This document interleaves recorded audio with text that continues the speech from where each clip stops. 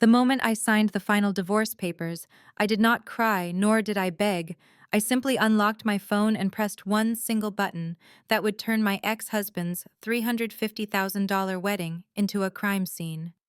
While he was busy toasting to his new life and his new pregnant mistress, he had no idea that the credit card in his pocket had just turned into a worthless piece of plastic, and the penthouse he thought he won was about to become his prison cell.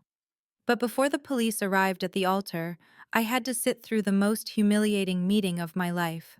My name is Sophia, and at 32 years old, I am the CFO of a private equity firm managing millions. But apparently, I was not enough to manage my own husband ego.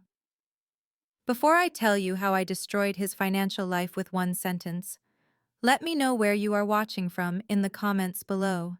Hit like and subscribe if you have ever had to smile while someone tried to destroy you, because trust me, the payoff is worth the wait. Conference room at the law firm was freezing cold, a tactical choice I assumed to make people uncomfortable enough to settle quickly. My lawyer, Mr. Henderson, tapped his expensive watch for the third time. It had been 45 minutes. Derek was late. Not just fashionable late, but disrespectful late.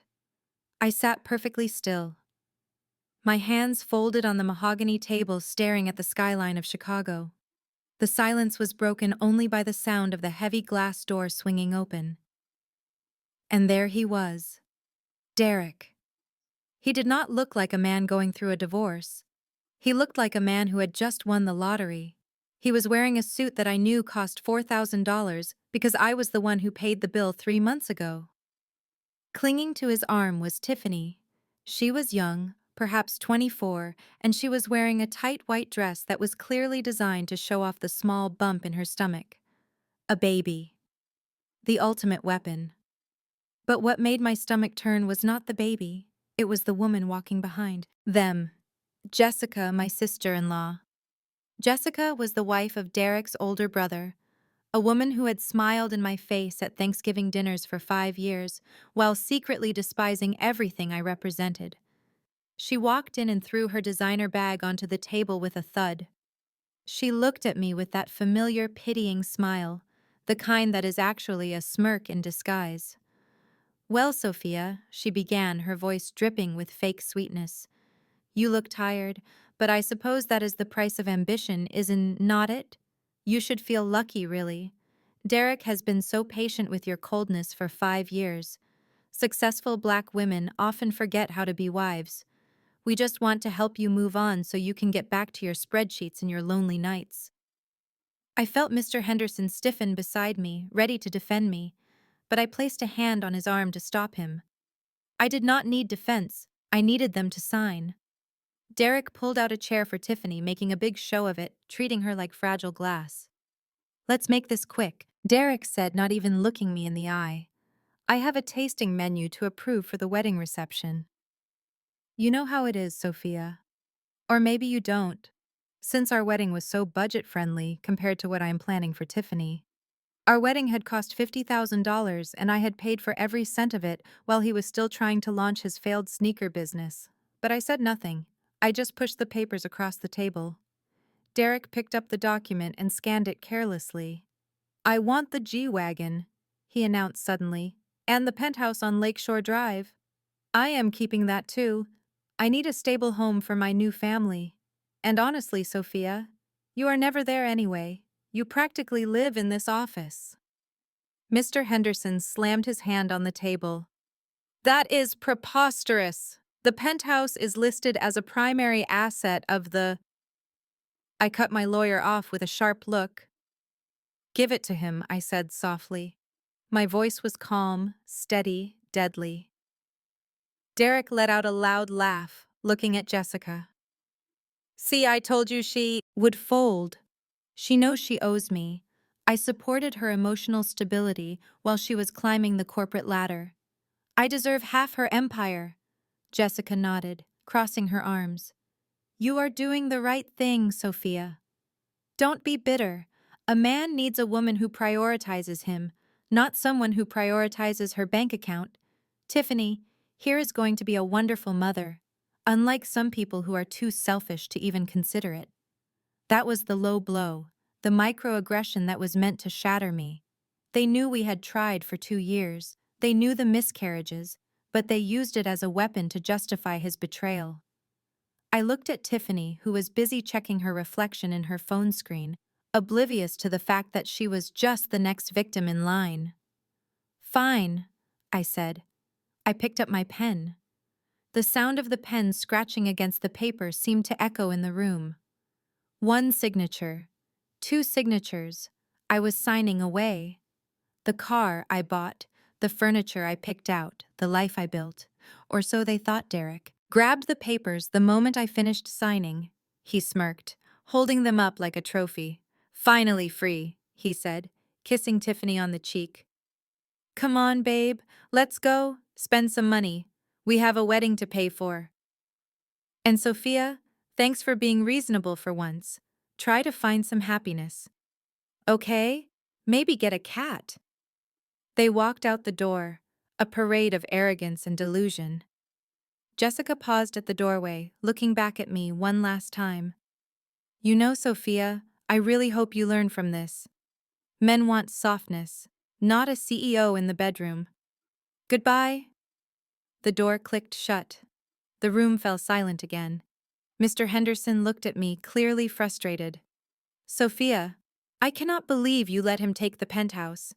That property has equity worth $2 million. Why did you simply roll over?" I stood up slowly, smoothing out my skirt for the first time that morning, allowing a genuine smile to touch my lips. "I did not roll over, Mr. Henderson. I just let him dig his own grave." I pulled out my phone and dialed the private number for my banking liaison.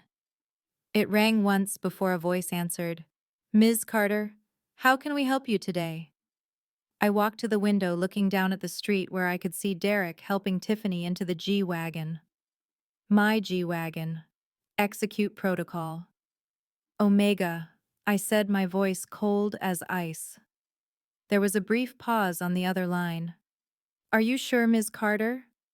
This will trigger an immediate fraud alert and freeze all assets associated with the secondary cardholders. It will also initiate the repossession clause for any collateral purchased with company funds."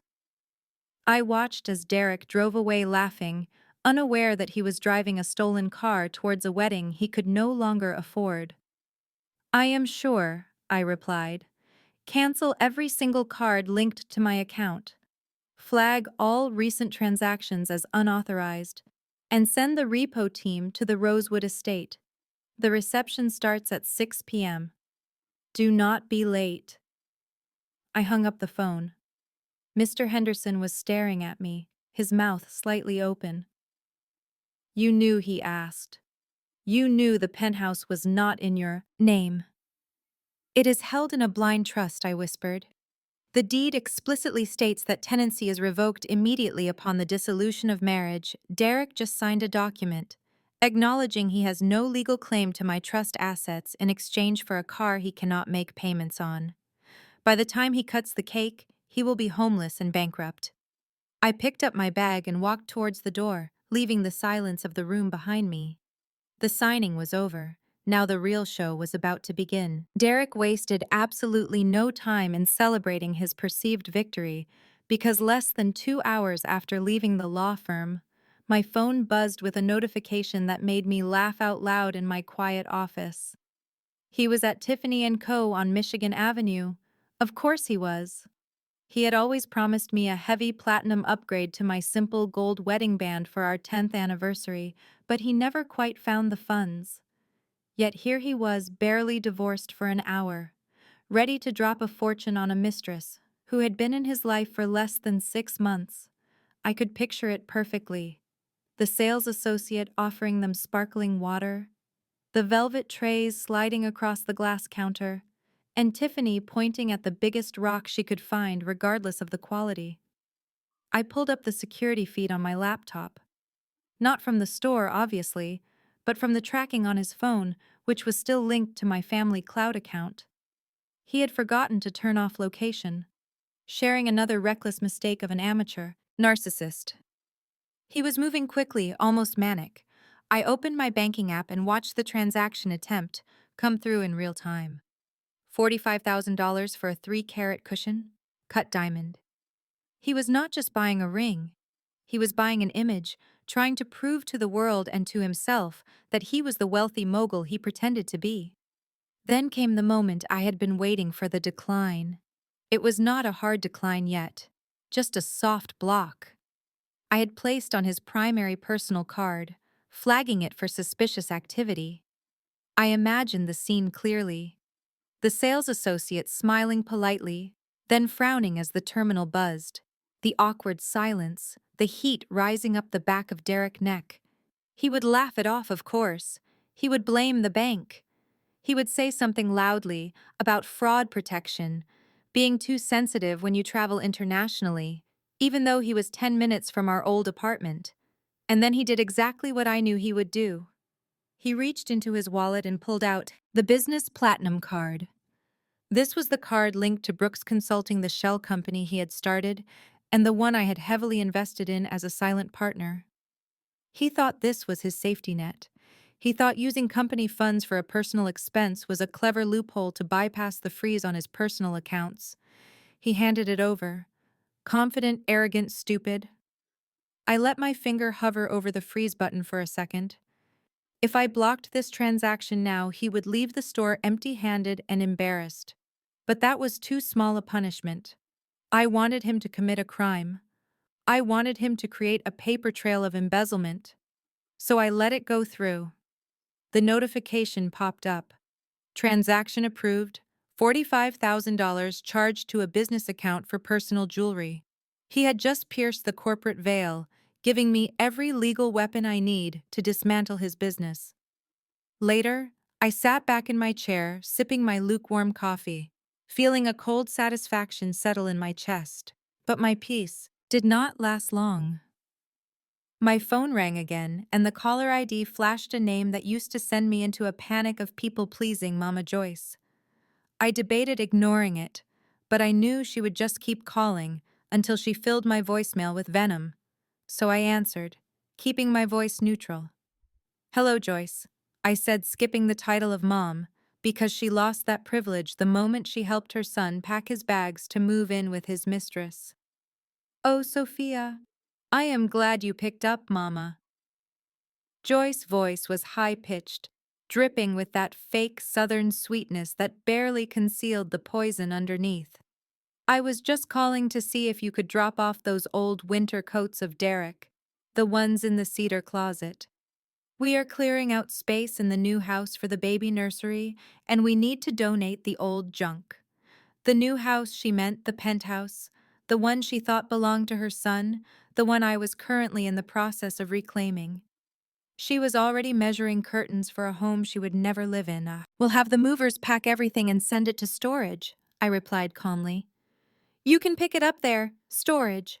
Her voice sharpened, cutting through the act. "Well, aren't you just being difficult as always? You know Tiffany is so excited about decorating. She has such a fresh eye, so modern, not like your style, which was always so cold and sterile, kind of like you, honestly." I gripped the phone tighter, my knuckles turning white. I knew she was baiting me. I knew she wanted a reaction. "We are just so happy for Derek," she continued, not waiting for a response. "Finally, he has a woman who knows her place. A woman who understands that a man needs to lead. And honestly, Sophia, it is a blessing in disguise for you. You can focus on your little career, and Derek can focus on building a legacy. You know how much this family values bloodlines? Tiffany is barely showing, but she is already glowing. She is going to give the Brooks family a real heir. Something your dried-up womb could never do." The air left my lungs. It was a direct hit. She knew about the IVF treatments. She knew about the nights I spent crying on the bathroom floor while Derek played video games in the next room, ignoring my grief. She knew that my infertility was the deepest wound I carried, and she had just poured acid right into it. I did not scream, I did not cry, I did not defend myself. I simply breathed in and out slowly, remembering that anger is a loss of control, and I was in full control. "Is that all, Joyce?" I asked, my voice deadly quiet. She laughed, a harsh cackle. Oh, don't be sensitive. We just want what is best for Derek. And a barren wife was never going to work out anyway. Enjoy your empty life, Sophia. We will be busy celebrating real family love. The line went dead. She hung up, feeling triumphant, feeling like she had won, but she had made a fatal error. She had assumed that because I was quiet, I was weak. She forgot who paid for the roof over her head and the wheels under her feet. I placed the phone down on my desk, my hand trembling slightly, not from sadness, but from adrenaline. I opened my text messages and found the number for my personal assistant, Marcus. Marcus, I typed, execute the repo order on the Range Rover immediately. The one registered to Mrs. Joyce Brooks' location is likely the exquisite nail salon on 4th Street she usually goes to on Tuesdays. And Marcus? Yes, Sophia. His reply came instantly. Make sure they tow it while she is still inside the appointment. I want her to walk home. I locked my phone and stood up, walking to the window overlooking the city. The sun was setting, casting long shadows over the streets below. Mama Joyce loved that white Range Rover. It was her status symbol, the way she proved to her church friends that her son was a success. She did not know that the lease was in my name, paid for by my bonuses. If she wanted to talk about legacy and bloodlines, she could do it from the back of an Uber, or better yet, she could walk. The exercise would be good for her heart, assuming she actually had one. The game had changed. They wanted to attack my womanhood, my pain, my body. So I was going to attack the only thing they truly loved, their unearned lifestyle. The ring was a trap, the car was a lesson. And I was just getting started because the wedding was still days away and I had plenty more cards to cancel.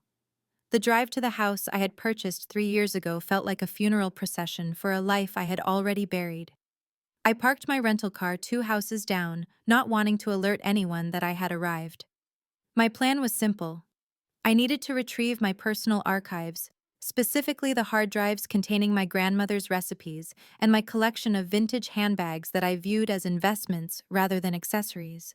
The divorce decree stated clearly that I had 24 hours to retrieve personal effects before Derek took possession of the property. A concession I had made only because I knew he would be evicted by the bank within 90 days anyway. I unlocked the front. I unlocked door quietly expecting the house to be empty. Derek was supposed to be at a tasting for the wedding menu, and Mama Joyce was presumably walking home from the nail salon after her car was towed. The house was silent, but the air felt heavy, violated. I walked through the foyer, ignoring the ghost of the wedding portrait that still hung above the mantelpiece. Derek looked so charming in that photo, a perfect mask for the monster underneath. As I reached the top of the stairs, I heard a sound coming from the master bedroom. It was the distinct sound of zippers being pulled and leather being thrown. I felt a cold spike of adrenaline rush through my veins. I pushed the door open and froze. Jessica, my sister-in-law, was standing inside my walk-in closet. She had dragged my stepladder into the center of the room and was systematically pulling down my Hermes collection. The orange boxes were scattered on the floor, some crushed under her heels. She was stuffing my Birkin, 35 in gold Togo leather, into a cheap garbage bag as if it were dirty laundry. I cleared my throat and the sound made her jump. She spun around, clutching the bag against her chest like a shield. When she saw it was me, her expression shifted instantly from shock to that familiar sneer of entitlement. "Oh," she said, letting out a breath of annoyance. "You scared me, Sophia. I thought you were the cleaning lady I tried to hire. I told Derek this place is a pigsty." I looked at the pile of bags on the floor. There was my Kelly and Rose Pourpre, my constant companion during my first year as CFO. There was the limited edition clutch I bought in Paris. Seeing them treated like trash made my blood boil. "Put them down, Jessica," I said, my voice low and steady. "Those are not yours."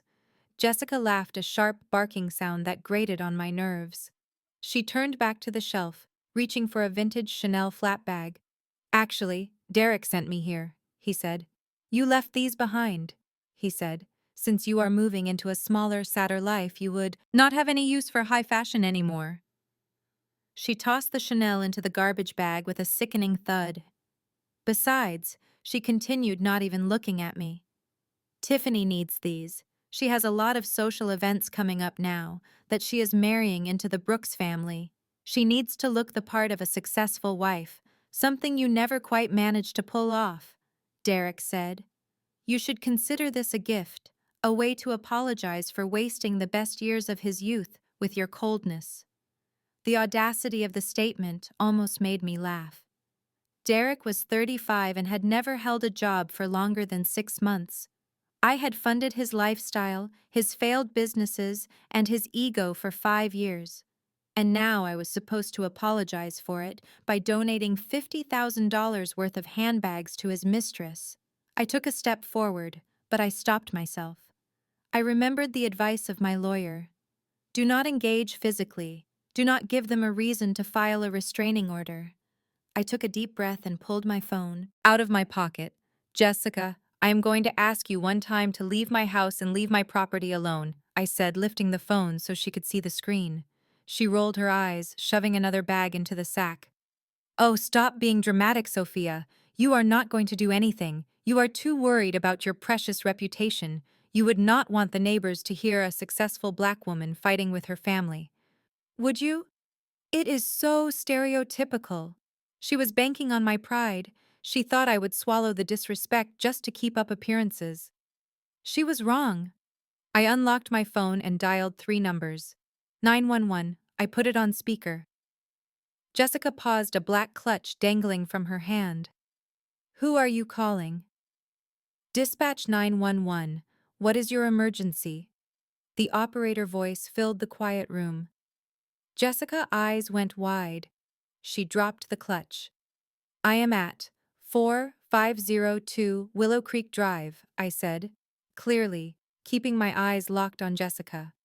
There is an intruder in my home. She has broken in and is currently stuffing tens of thousands of dollars of merchandise into garbage bags. I fear for my safety. Jessica's jaw dropped. You are crazy, she hissed, rushing toward me. Hang up the phone, Sophia. We are family. You cannot call the police on family. I stepped back, avoiding her grasping hands. She is becoming aggressive, I told the operator. She is refusing to leave. Officers are on their way. Ma'am, stay on the line. I walked out of the bedroom and down the stairs, creating distance. Jessica followed me, screaming now, her face turning a blotchy red. You are a witch, Sophia, she yelled, throwing the garbage bag down the stairs, looking at the expensive leather spilling out onto the hardwood floor. Derek is going to kill you. He told me I could take them. He said they were community property. I stood by the front door, my hand on the doorknob, waiting. Sirens wailed in the distance, getting louder by the second. You know, Jessica, I said calmly, watching her panic. The house is still in my name. The divorce decree gives Derek possession starting tomorrow. Today, this is still my home, and you are just a trespasser, stealing assets listed in a federal trust. The blue and red lights flashed against the living room window, illuminating the fear in her eyes. She realized too late that she was not fighting a scorned wife. She was fighting a corporate executive who knew how to leverage the law. 2 police officers walked up the driveway. I opened the door before they could knock. That is her. I pointed at Jessica, who was standing at the bottom of the stairs, trying to compose herself. Officer, please. Jessica started, her voice trembling, putting on her best damsel in distress act. My sister-in-law is having a mental breakdown. I was just helping her pack. I handed the officer my driver license and the deed to the house, which I had prepared on my phone. This woman is not a resident, I said coldly. I have never given her a key. She broke in through the back sliding door. I want to press charges for breaking and entering and attempted grand larceny. The value of the items in that bag exceeds $50,000, making it a felony. The officer looked at the spilled bags, then at Jessica, who was sweating profusely. Ma'am, turn around and place your hands behind your back. No, You cannot arrest me, Jessica shrieked as the officer grabbed her wrist. Call Derek. Call my husband. I watched as they clicked the handcuffs onto her wrists. The cold metallic sound was more satisfying than any apology she could have offered. She was dragged out the front door, kicking and screaming about how unfair this was, about how I was a vindictive monster. The neighbors were watching from their porches, phones out recording the entire spectacle. Jessica, who prided herself on being the respectable suburban mom, was now the star of the neighborhood crime watch group. As the patrol car pulled away with Jessica in the back seat, my phone rang. It was Derek, I answered, putting the phone to my ear. Sophia, what the hell is going on? Derek screamed, his voice cracking with rage. Jessica just called me from the back of a cop car. She said you had her arrested. Are you out of your mind? She is family. She was just getting some things for Tiffany. I looked around my quiet, empty house. The bags were safe. The silence was back. But this time, it was the silence of victory. I did not raise my voice. I did not explain myself. I simply channeled every ounce of indifference I had left. She was stealing Derek, I said calmly. And since you are so fond of legal documents, you should know that, until tomorrow, anything inside this house is mine. You drop those charges right now, or I swear to God, Sophia, I will ruin you. I will tell everyone about. I cut him off, bored by his threats. Tell your brother to hire a good lawyer, I said, because Jessica is going to need one, especially since I am submitting the security camera footage to the district attorney right now. I hung up the phone and blocked his number again. I walked over to the pile of bags. On the stairs, picked up my gold Birkin and dusted it off. It had a small scratch on the leather, a battle scar. I smiled, slinging it over my shoulder. I still had a wedding to crash, and I needed to look my best because the real show was just getting started. The morning after Jessica's arrest brought a strange calmness to my life, but I knew the storm was far from over. Derek was a man who operated on ego, and when his ego was bruised, he did not retreat. He doubled down. He needed a win. He needed to prove to everyone, especially himself, that losing me and losing access to my house was just a minor setback in his grand rise to power. And nothing screams power quite like booking the Rosewood Estate for a wedding that was happening in less than a week. The Rosewood Estate was not just a wedding venue, it was an institution in our city. It was a sprawling historic manor built in the 1920s by the first black female millionaire in the state. It represented legacy, dignity, and old money, the kind of money that whispers, while Derek money screamed. The waiting list to get married at Rosewood was typically 2 years long, and the vetting process was stricter than joining a country club. You did not just pay to get into Rosewood, you had to be accepted. I sat in my office watching the surveillance feed from the venue security system. I had access, not because I was a bride, but because my private equity firm had quietly acquired the estate 3 years ago, saving it from foreclosure. I was the majority shareholder, the silent owner whose name was on the deed, locked away in a safe that Derek knew nothing about. To him, Rosewood was just the most expensive place in town, the place where he could take photos that would make his Instagram followers jealous. I watched as Derek pulled up to the manor gates in a rented Lamborghini, clearly trying to compensate for the fact that his G-Wagon was currently sitting in an impound lot. Tiffany was with him, of course, wearing oversized sunglasses and looking at the historic architecture with the bored expression of someone who only cared about lighting angles. They walked up the stone steps like they owned the place, Derek barking orders at the valet before pushing open the heavy oak doors. Inside, Mr. Thompson, the estate manager, was waiting. He was a man of impeccable grace and standards, a man who had seen generations of true wealth walk through those halls I had called him 10 minutes prior, warning him of the impending circus. "He is here," Mr. Thompson had whispered over the phone. Sophia looking at his financial preliminary report. This man cannot afford the valet parking, let alone the grand ballroom. His credit check is showing multiple recent inquiries and a debt-to-income ratio that is frankly alarming. Should I turn him away? No, I had replied, leaning back in my leather chair, giving the command that would seal Derek's fate. Do the opposite. Mr. Thompson, roll out the red carpet. Offer him the Diamond Jubilee package, the one we usually reserve for royalty and heads of state. Tell him it became available due to a last-minute cancellation.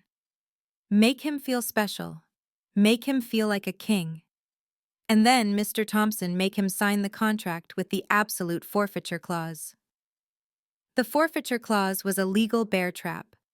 It stated that for last-minute bookings, 100% of the estimated cost was due within 48 hours, and the initial deposit was completely non-refundable under any circumstances. Absolutely no exceptions. I watched on the screen as Mr. Thompson executed the plan perfectly.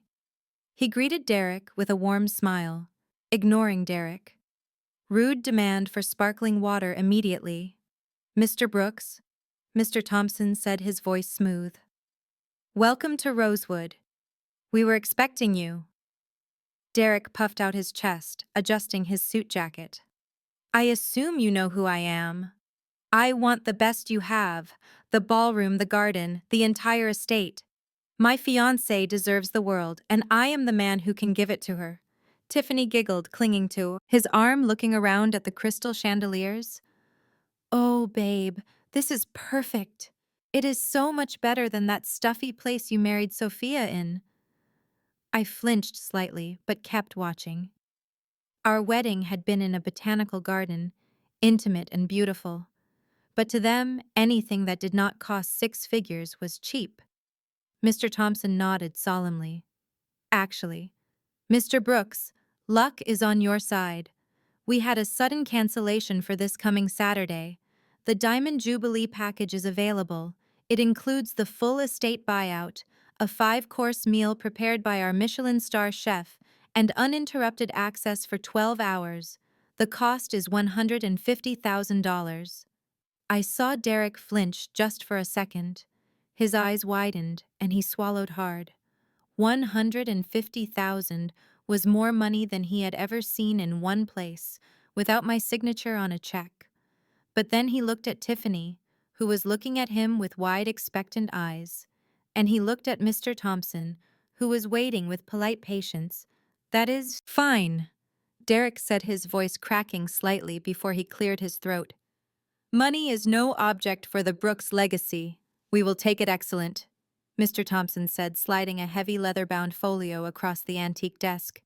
We just need a signature here, here and here. And of course the initial deposit of $50,000 to lock in the date. The remaining $100,000 will be automatically drafted from your card on file 48 hours before the event. $50,000 liquid cash. It was everything Derek had left. I knew his finances better than he did. He had drained our joint savings account the day before. I froze it, withdrawing exactly $52,000, thinking he was being clever, hiding cash from the divorce lawyers. He was about to hand over 95% of his liquidity for a party he would never finish paying for. I saw him hesitate again. His hand hovered over his wallet. He knew this was reckless. He knew he was walking a tightrope without a net, but his arrogance was heavier than his fear. He pulled out a stack of cashier's checks and slapped them onto the desk. There, Derek said, a bead of sweat trickling down his temple. 50,000. Consider it done. Mr. Thompson took the checks, verifying them with agonizing slowness before nodding. The date is yours, Mr. Brooks. Welcome to the Rosewood family. Derek signed the contract with a flourish, not reading a single word of the fine print. He did not read the clause about the non-refundable nature of the deposit. He did not read the clause about the venue, right to cancel for insolvency. He just signed, believing that the credit cards I had not yet fully declined would cover the rest. As they walked out, Derek looked triumphant. He pulled Tiffany close, and I could read his lips on the high-definition camera. See, babe, he said. I told you I would make it happen. Sophia could never dream of a wedding like this. We are going to be the kings of this city. I closed the laptop screen, feeling a dark satisfaction settle in my chest. He had just paid $50,000 for a venue owned by his ex-wife. He had just funded his own destruction. The wire transfer hit the Rosewood account minutes later. I immediately moved those funds into a protected holding account. Derek was technically right about one thing. Sophia could never dream of a wedding like this, because Sophia would never be stupid enough to spend her last dime on a facade. I picked up my phone and sent a text to Mr. Thompson. Well done. Proceed with the preparations. Let him taste the luxury, and set the automatic charge for the remaining balance to hit his business card at exactly 5 p.m. on Friday. Friday was the day before the wedding. It was also the day I planned to drop the final hammer on his business accounts. Derek thought he had secured the venue, but all he had secured was a front row seat to his own financial funeral. The trap was set, the bait was taken, and the mouse was currently celebrating in a rented car, unaware that the cage door had already slammed shut. Las Vegas was supposed to be the victory lap, the grand procession where Derek established himself as the new king of the Strip, without his queen dragging him down. He had chartered a private jet for him and his 5 groomsmen, a mix of old college buddies and new opportunists, who only hung around him because they thought he was bankrolling the next big tech startup. The flight itself had gone smoothly, mostly because I allowed the charges for the jet fuel and the catering to go through on the business account. I wanted him to feel invincible. I wanted him to fly high, so the fall would be that much more devastating. But the moment the wheels touched the tarmac at Harry Reid International Airport, the cracks began to appear, and they started small hairline fractures in the facade of his manufactured life. It started with the ride to the hotel. Derek had insisted on booking 3 luxury SUVs to transport the group to the Bellagio, refusing the shuttle service, like a peasant. He stood on the curb, wearing oversized sunglasses and a designer tracksuit that still had the tags tucked inside, snapping his fingers at the drivers directing them to load the luggage. The ride was short, filled with loud music and louder bragging about the weekend ahead. Derek was telling everyone about the crypto investments he was about to cash out, about how the wedding at Rosewood was just the beginning of his empire. When they arrived at the hotel entrance, the lead driver lowered the partition and asked for the payment to be finalized. Derek pulled out his personal gold card, the one he used for everyday expenses like gas and groceries. He handed it over with a dismissive wave, barely looking at the man. A moment later, the driver cleared his throat. "Excuse me, sir, this card has been declined." The laughter in the back of the SUV stopped abruptly. Derek frowned, leaning forward. "Try it again. It is a gold card. Limits are not an issue for me." The driver swiped it again, louder this time. The machine beeped a harsh rejecting sound. "Declined code, 04 call issuer." Derek's face turned a shade of ash gray. He patted his pockets, laughing nervously, pulling out another card. "This is ridiculous. My bank always flags me when I travel. Security protocols, you know, trying to protect my millions. Try this one."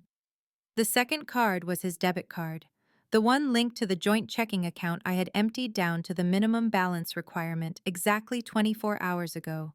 Declined insufficient funds. Now the silence in the car was deafening.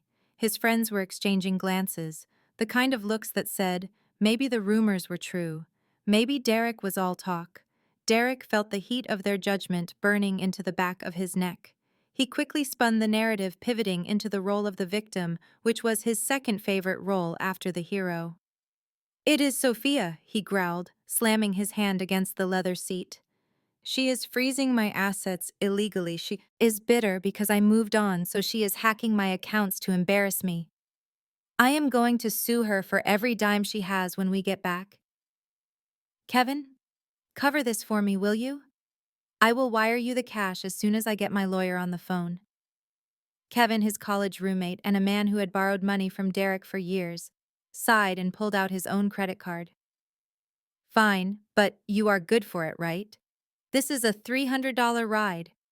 Derek laughed, forcing the bravado back into his voice. 300? That is pocket change, brother. Do not insult me. I just need to get this hold lifted. Once I call the bank, We are popping bottles all night on me. He was lying, of course. He knew he could not call the bank because the bank would tell him that the primary account holder, Ms. Sophia Carter, had reported the cards lost and requested a full freeze pending a fraud investigation. He was stranded in the desert with nothing but a suit he could not return and a business card that was ticking time bomb while Derek was sweating in the hotel lobby trying to check in using the business card, which thankfully for him still had the pre-authorization approval from my trap. Tiffany was upstairs in the suite, engaging in her own performance art. Tiffany had not flown on the private jet. She had flown commercial in economy and met him there, but her Instagram story told a very different narrative. She was currently live streaming to her 4,000 followers, holding a glass of champagne she had taken from the minibar, panning the camera around the opulent suite. "Hey guys," she cooed, posing in the mirror, showing off the ring that was charged to a fraudulent account. "Look at this view. Derek treats me like a absolute princess. We are just settling in before the big dinner tonight. Vegas, baby. The wedding countdown is on, and honestly, I just feel so blessed to be marrying a man who knows how to provide." She ended the live stream with a kiss to the camera, and immediately her smile dropped. The champagne glass was empty and her stomach was growling. She had not eaten since the flight because she did not want to spend her own cash at the airport. She walked over to the room service menu, her mouth watering at the description of the lobster mac and cheese and the Wagyu sliders. She picked up the phone and placed an order for $200 worth of food, asking for it to be charged to the room. 10 minutes later, the room phone rang, expecting it to be the kitchen. Confirming her order, she answered with a demanding tone. "I said no, onions on the burger, Ms. Brooks, or excuse me, Ms. Miller." The receptionist voice was polite but firm. "We are unable to process the room service charge. The card on file for incidentals has been declined. We need you to come down to the front desk and provide a valid form of payment, or we will have to lock the minibar." Tiffany slammed the phone down, screaming into a pillow. She checked her own bank account balance. $42, barely enough to cover a salad in this hotel. She looked at the minibar trying to open it, but the electronic lock was already engaged. She was starving, surrounded by luxury she could not taste, trapped in a tower she did not own. She went to her suitcase and dug out the emergency stash she had packed. 3 cups of instant noodles. She went into the marble bathroom, filled the cup with hot water from the tap because the coffee maker looked too complicated, and sat on the edge of the jacuzzi tub, eating soggy noodles while scrolling through comments, telling her how lucky she was. Back in Chicago, my office was dark, illuminated only by the glow of 3 large monitors. I was not sleeping. I was working, or rather, I was watching the symphony of destruction I had composed, playing out in real time. On the left screen was the GPS tracker showing Derek's location at a high-end nightclub. On the right screen was the transaction log for Brooks Consulting. I watched as a charge came through for $10,000, bottle service at Omnia approved. Let it go through because that money was not coming out of my pocket. It was coming out of a business loan that Derek had personally guaranteed using his parents' house as collateral. He did not know that part of the contract because he never read contracts. He thought the business was standalone. But I had structured it so that any default would ripple through his entire family assets.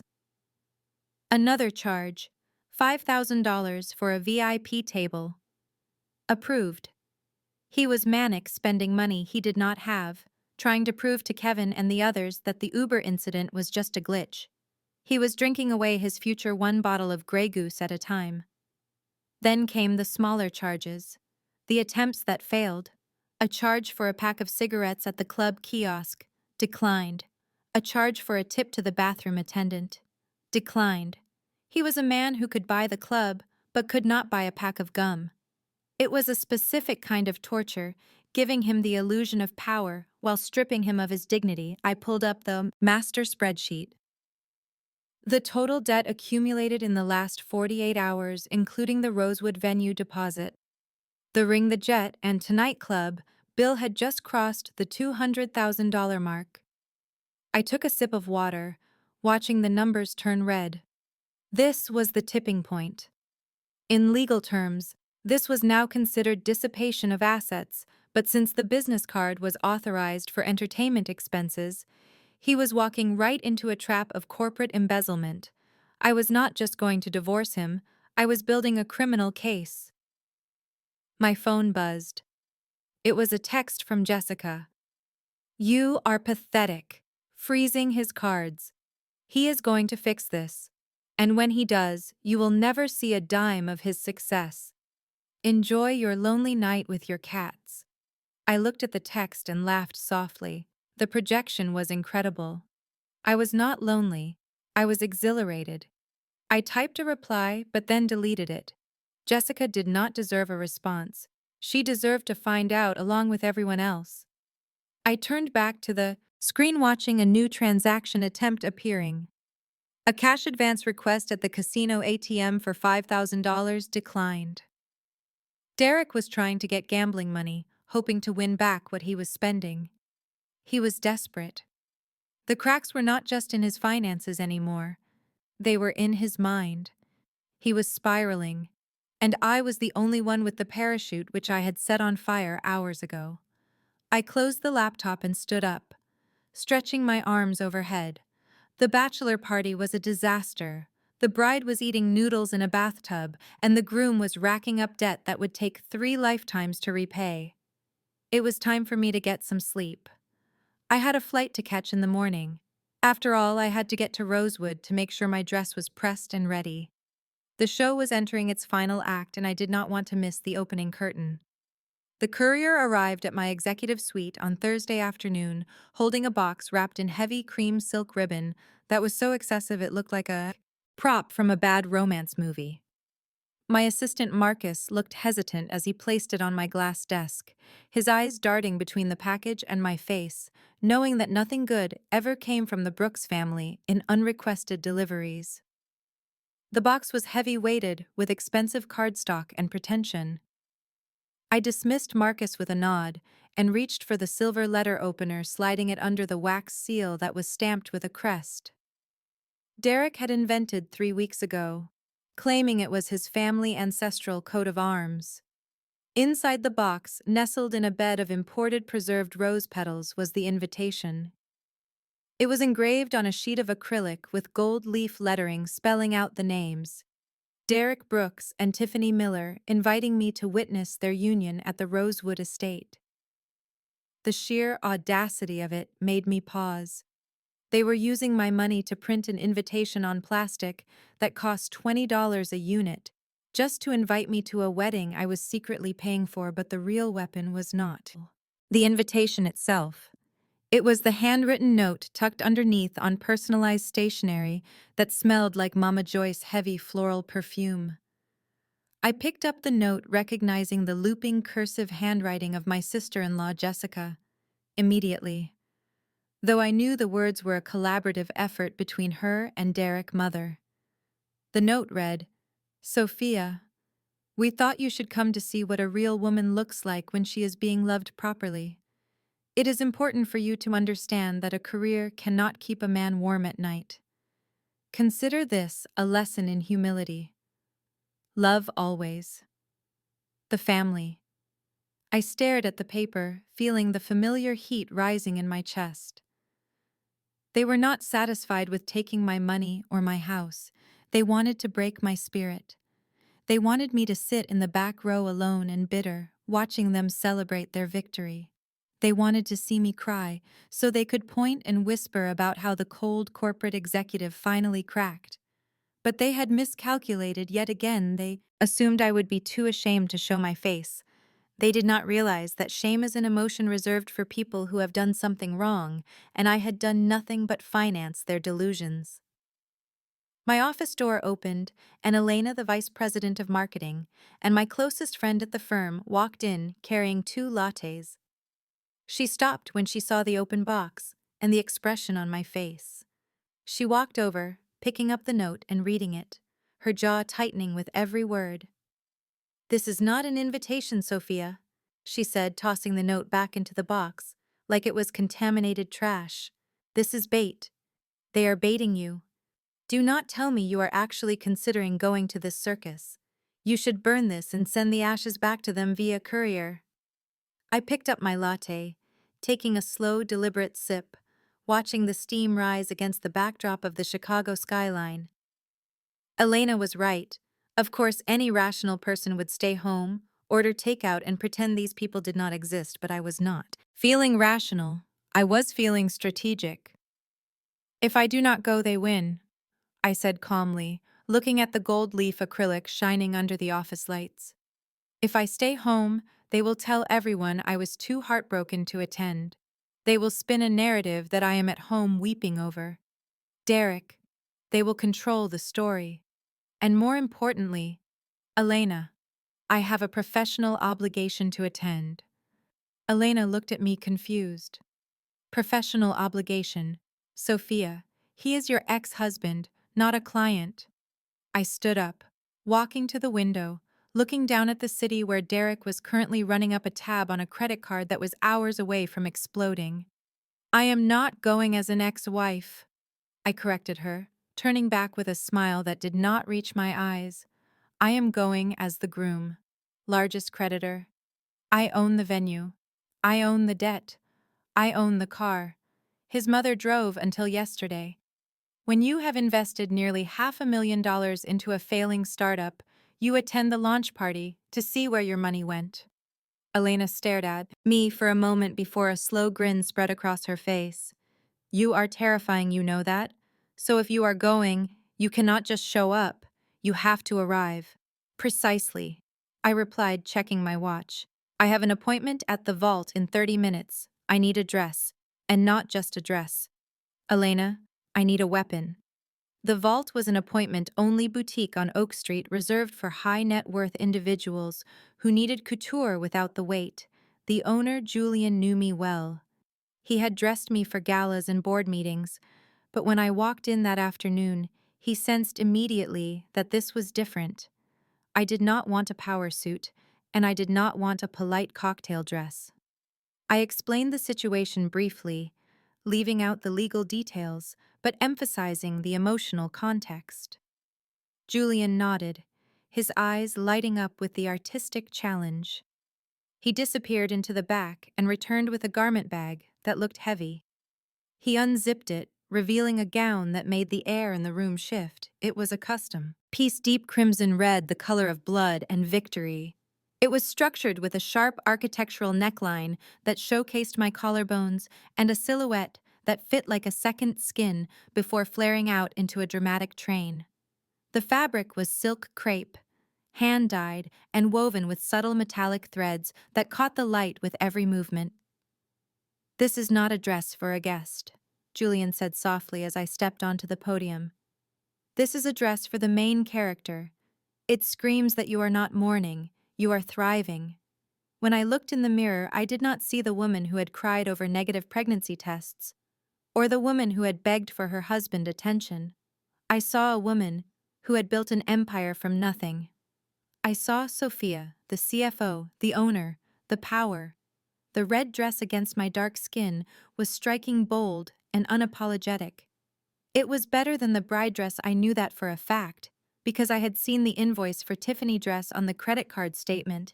It was an off-the-rack gown from a mid-tier bridal salon that she had spent $3,000 to alter. I was about to walk into her wedding wearing a $20,000 custom couture piece. I bought the dress instantly, along with a pair of diamond drop earrings that cost more than Derek Carr. I was done saving. I was done being the frugal, responsible wife.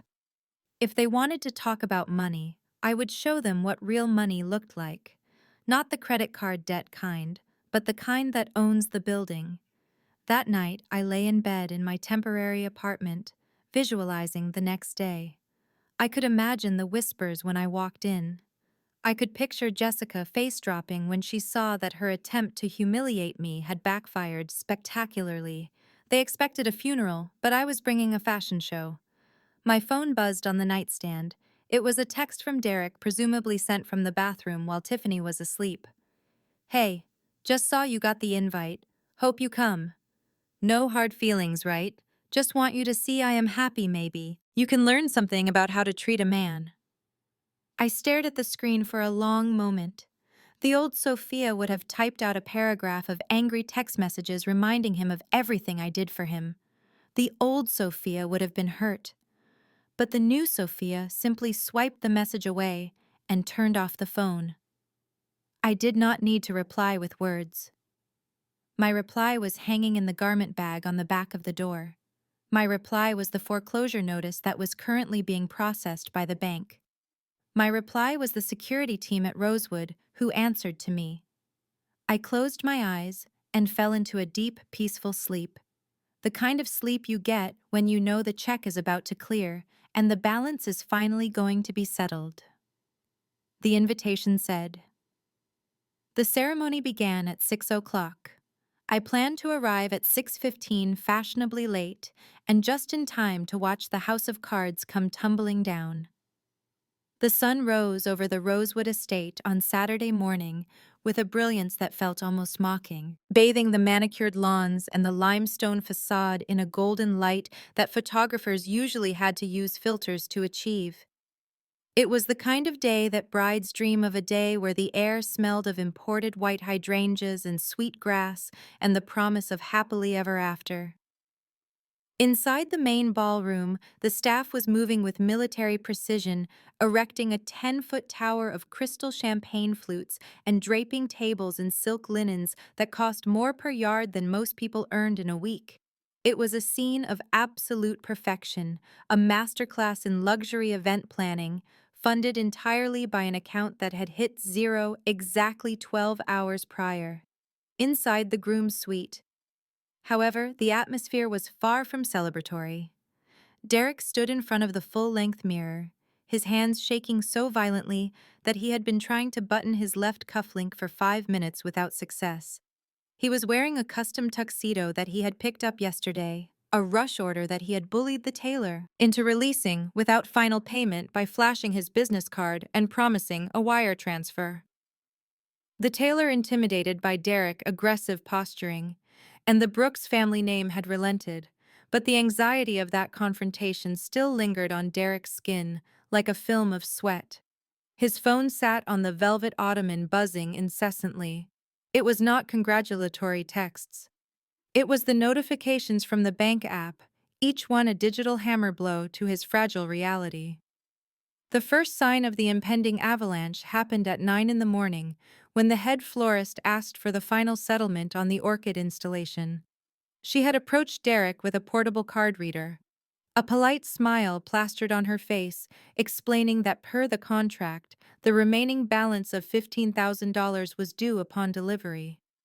Derek had laughed a tight, nervous sound and tapped his business card against the machine, confident that the corporate veil would protect him.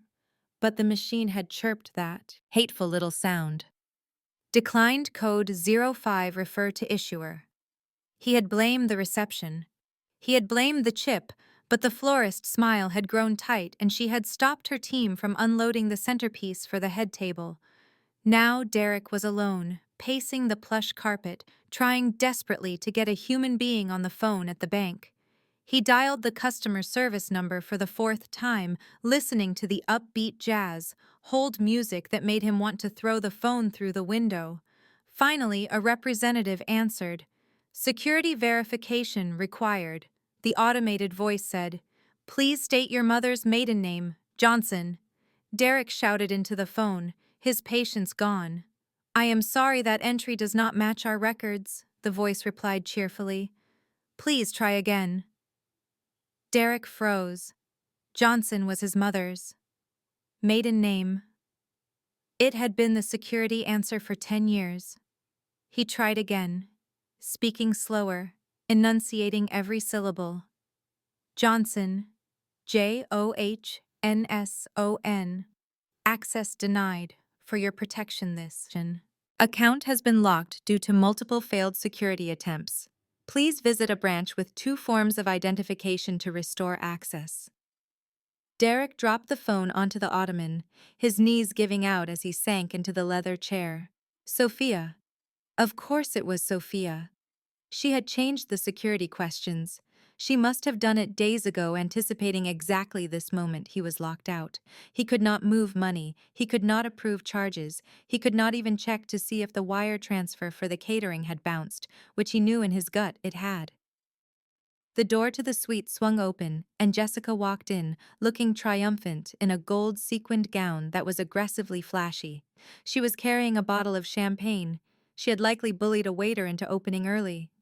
"Derek, why do you look like you are waiting for execution instead of a wedding?" she asked, pouring a glass and shoving it into his hand. "Drink up. The guests are arriving. I just saw the mayor car pull up. We are making a statement today, little brother." Derek looked at her, his eyes wide with panic. "Jessica, the cards are not working. None of them." The florist almost walked with the orchids. "I cannot get into the bank account. Sophia changed the codes. I have zero access. The caterer is going to ask for the check in an hour, and I have nothing." Jessica paused the glass halfway to her lips. She looked at him not with sympathy, but with annoyance. She set the glass down and walked over, grabbing him by the shoulders and shaking him slightly. "Pull yourself together," she hissed.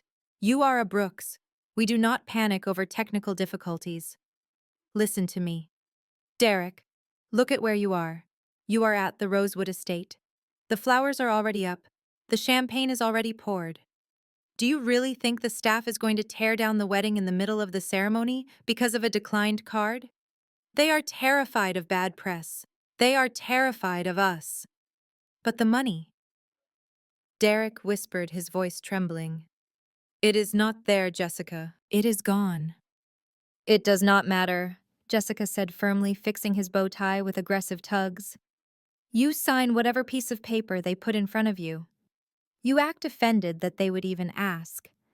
You tell them your accountant handles the weekend settlements and they will get a wire on Monday. By Monday, you will be married. You will be legally untouchable. And we will figure out how to force Sophia to unlock the accounts later. She is just playing games, trying to scare you. If you stop the wedding now, she wins." "Do you want her to win?" Derek shook his head slowly, the image of Sophia's smug face fueling his anger, overpowering his fear. "No. Then get out there," Jessica commanded. "Go greet the guests. Act like you own the place because for all intents and purposes you do. This is your day, Derek.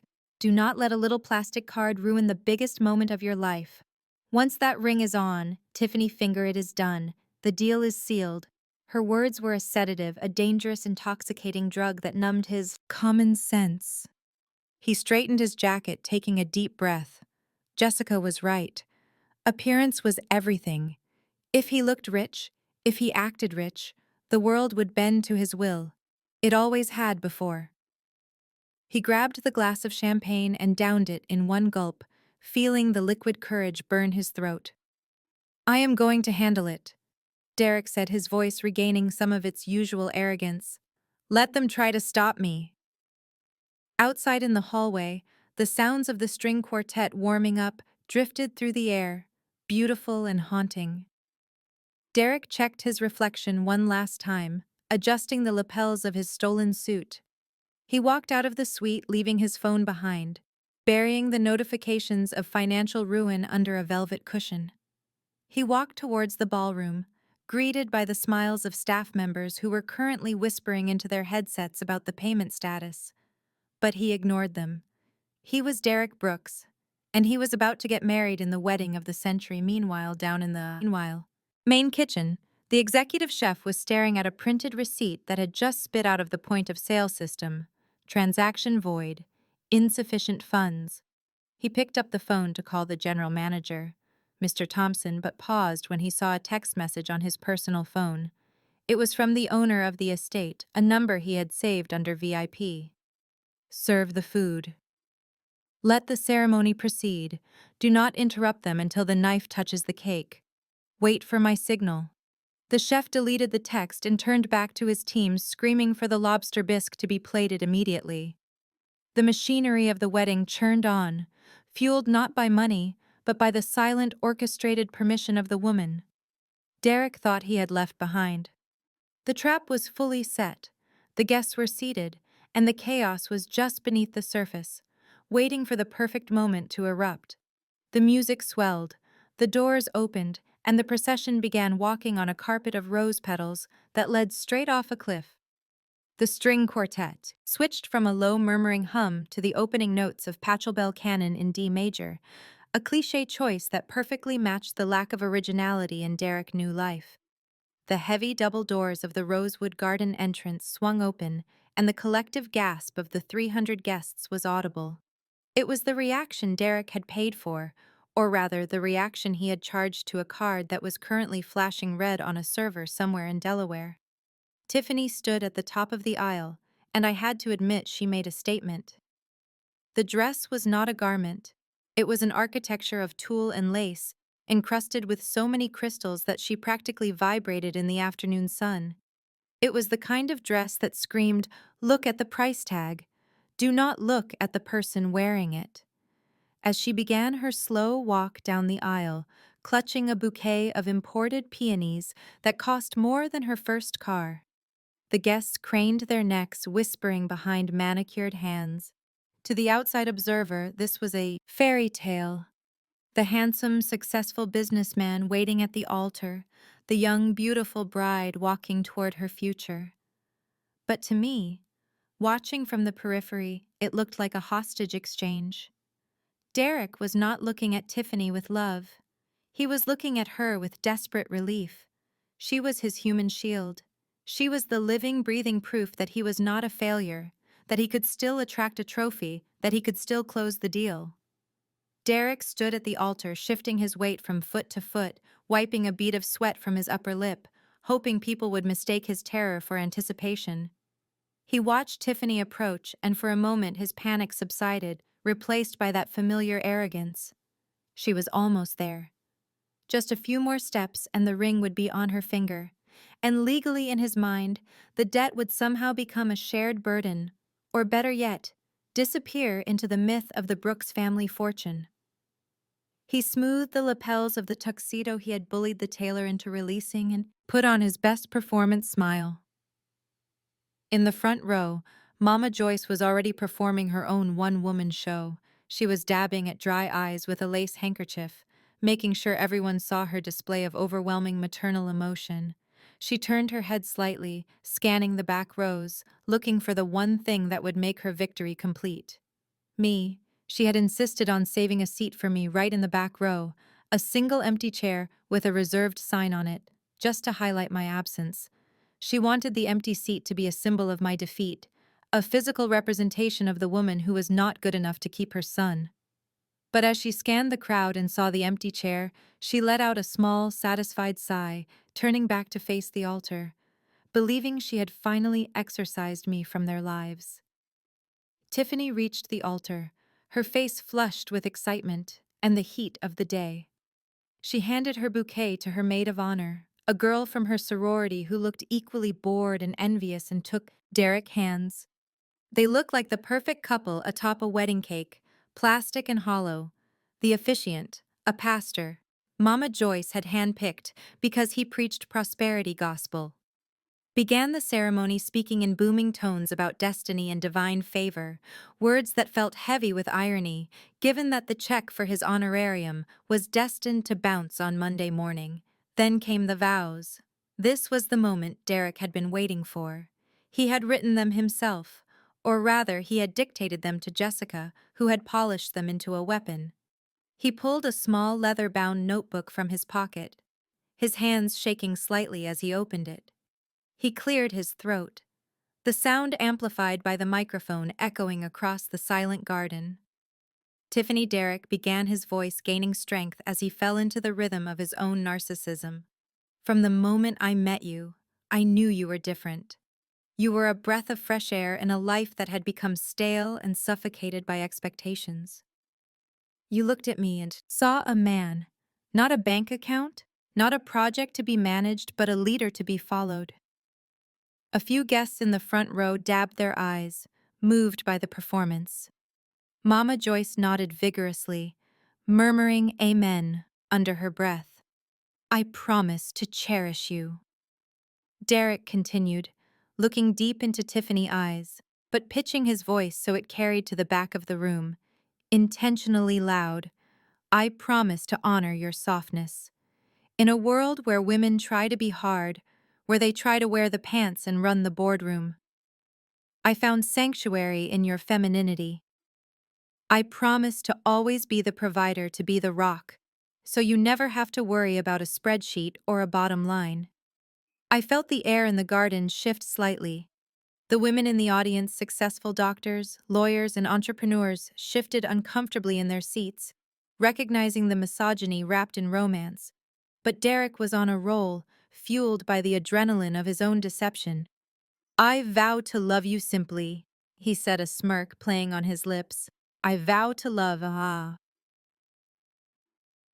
woman who knows that her greatest career is our family. A woman who does not put her ambition above her husband. A woman who knows how to spend my money with grace and gratitude instead of hoarding it out of fear. You have taught me that true wealth is not in a portfolio. It is in the way you look at me with absolute trust. He paused, letting the words hang in the air. It was a direct strike, a calculated humiliation directed at the ghost of his ex-wife. He was painting me as the cold, hoarding villain and Tiffany as the virtuous, warm heroine. He was rewriting our history in front of 300 witnesses, blaming me for his financial insecurity, framing my financial literacy as stinginess, and his reckless spending as generosity. Tiffany beamed, blinking back tears, completely unaware that the man promising to be her provider could not currently afford the gas in the rental car parked out front. "Oh, Derek," she whispered, leaning into the microphone. "I promise to be your queen, to let you lead, to make our home a place of peace, not business. I promise to never question your vision because I know you will always take care of us." Mama. Joyce let out a loud sob, unable to contain herself anymore. She looked over her shoulder one last time at the empty chair, her eyes gleaming with malice. "See," she seemed to say. "See what you lost, Sophia. This is what a real marriage looks like." She nudged Jessica, who was sitting next to her, looking smug in her gold dress, and they shared a look of pure, toxic triumph. They truly believed they had pulled it off. They believed the vows had been spoken, the narrative had been set, and the past had been buried under a mountain of white roses and lies. Derek closed his vow book, feeling the high of the moment. He had done it. He had humiliated me, elevated himself, and secured his new life. The fear of the declined cards and the locked bank accounts faded into the background, pushed away by the applause of the crowd. He squeezed Tiffany's hands tighter, feeling invincible, feeling like the king of Rosewood. And then the officiant smiled, oblivious to the war that was being waged beneath the surface of the polite society gathering. "Do you, Derek, take Tiffany to be your lawfully wedded wife?" the pastor asked, his voice booming. "I do," Derek said, almost shouting it, looking out at the crowd, challenging anyone to defy him. "And do you, Tiffany, take Derek to be your lawfully wedded husband?" "I do," Tiffany squealed, practically bouncing on her heels. The crowd erupted in soft coos of adoration, captivated by the show. The birds sang, the fountain trickled, and for a fleeting second the illusion held perfectly. But illusions are fragile things, especially when they are built on a foundation of stolen credit and deceit. As the pastor opened his mouth to pronounce them husband and wife, a shadow fell across the back of the garden. The sound of gravel crunching under tires broke the sanctity of the moment, followed by the heavy thud of a car door closing. Not a guest car, but something heavier, something official. But nobody turned around yet. They were too focused on the kiss that was about to happen, too focused on the lie to notice that the truth had just arrived, and she was wearing red. The sound of the heavy oak doors at the back of the garden swinging open was not a polite creak, but a commanding thud that echoed like a gavel striking a judge bench. It broke the hypnotic spell of the ceremony, instantly causing 300 heads to turn in unison, creating a wave of rustling silk and linen. The officiant stopped mid-sentence, his mouth hanging open slightly as the silence stretched tight across the lawn. The air, which had been filled with the scent of roses and expensive perfume, suddenly felt charged with electricity, the kind of atmospheric shift that happens right before a lightning strike. I stood framed in the archway, silhouetted against the afternoon sun for a heartbeat, allowing the image to burn into their retinas. I was not the weeping, broken ex-wife they had expected to read about in the gossip columns. I was not the woman huddled at home in sweatpants, mourning the loss of a man who was barely worth the price of his tuxedo. I was a vision of absolute, unadulterated power. The crimson custom gown flowed around me like liquid fire, the metallic threads catching the sunlight and turning me into a beacon that was impossible to ignore. I took my first step onto the limestone path, and the sound of my heels clicking against the stone was the only sound in the entire world. Click, click, click. I walked with the slow, deliberate rhythm of a predator who knows the prey has nowhere to run. I did not look at the ground. I did not look at the guests. I kept my eyes locked on the altar where Derek stood frozen, his face draining of color until he looked like a wax figure, melting in the heat. The smile that had been plastered on his face moments ago had vanished, replaced by a look of primal terror that I had only ever seen once before when the IRS had audited his first failed business. As I moved closer, the whispers began. It started as a low hum in the back rows and swept forward like a brush fire. I could hear individual voices, distinct and shocked, cutting through the quiet as that. Sophia, a woman in an oversized hat, whispered loudly to her neighbor, clutching her pearls. I thought they said she was devastated. She looks like she just bought the whole block. Wait, isn't not that the CEO of Carter Capital? A man in a navy suit murmured, leaning forward, his eyes wide. That is the woman who brokered the downtown merger last month. She looks incredible, much better than the bride if you ask me. The comparison was inevitable and it was brutal. Tiffany, standing at the altar in her mass-produced dress, with its excessive crystals, suddenly looked cheap. In the presence of true couture, in the presence of a woman who wore her success like armor, Tiffany looked like a child playing dress-up in her mother's closet. The guests sensed it too. The admiration for the fairy tale wedding evaporated, replaced by the awe of witnessing a queen enter the room. The pity they had prepared for me dissolved instantly, turning into respect, and a hunger for the drama that was unfolding. I saw Mama, Joyce, in the front row, her jaw unhinged, her eyes bulging as if she were seeing a ghost. She gripped Jessica's arm so hard I could see her knuckles turn white. Jessica looked like she had swallowed a lemon, her face contorted in a mix of jealousy and confusion. She had spent weeks telling everyone I was a frumpy workaholic who did not know how to be feminine. And here I was, outshining every woman in the venue without saying a word. I continued my walk, ignoring the usher who tried to step forward to guide me to a seat. He took one look at my face and the steely determination in my eyes, and he retreated, melting back into the shadows. I did not go to the back row. I did not go to the single chair they had reserved for me as an insult. I walked straight down the center aisle, the aisle that was meant for the bride alone, cutting through the heart of their ceremony like a knife. Derek's hands began to shake violently. He looked from me to the guests, seeing their eyes widen, seeing the shift in their allegiance. He realized in that moment that he was losing the room. He was losing the narrative. He tried to laugh, to play it off, but it came out as a strangled choke, Sophia, he finally managed to say, his voice cracking over the microphone amplification. What are you doing here? I did not stop walking. I was 20 feet away, then 15, then 10. I could see the sweat dripping down his temple. I could see the panic in Tiffany's eyes as she realized her big moment was being hijacked. Derek looked at the officiant, then at his mother, desperate for someone to intervene, for someone to save him from the woman he had underestimated for 5 years.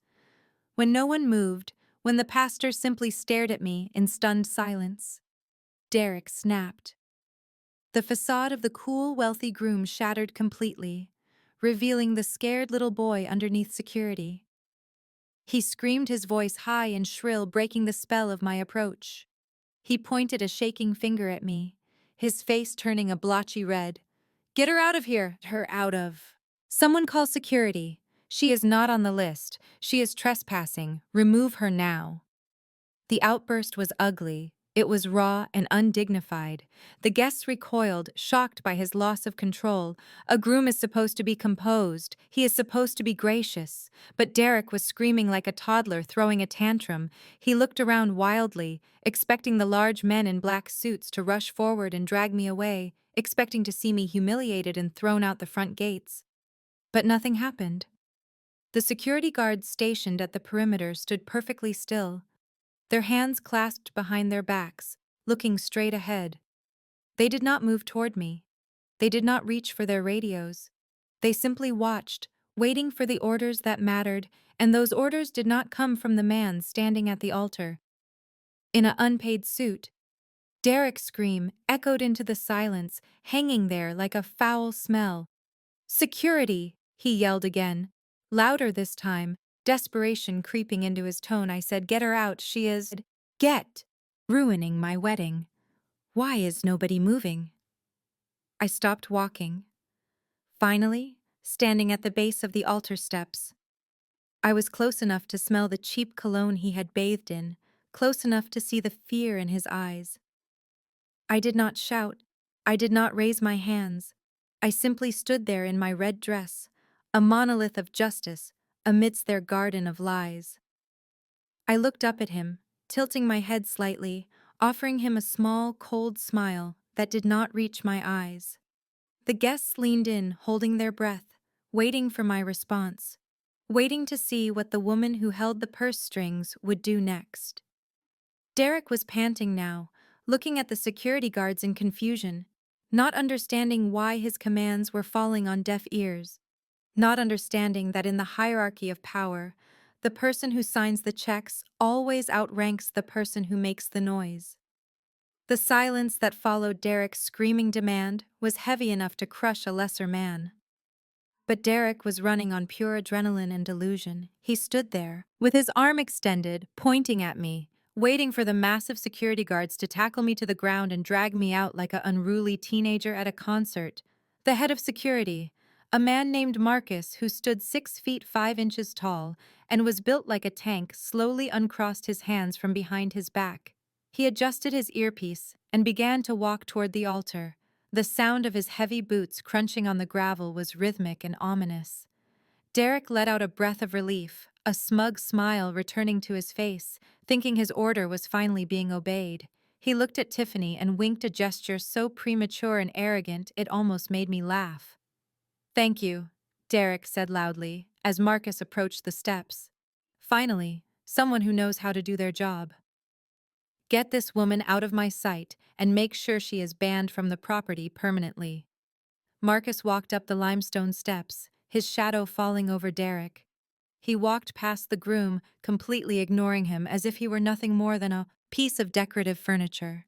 Marcus stopped directly in front of me, and for a second, the entire garden held its breath, wondering if I was about to be handcuffed.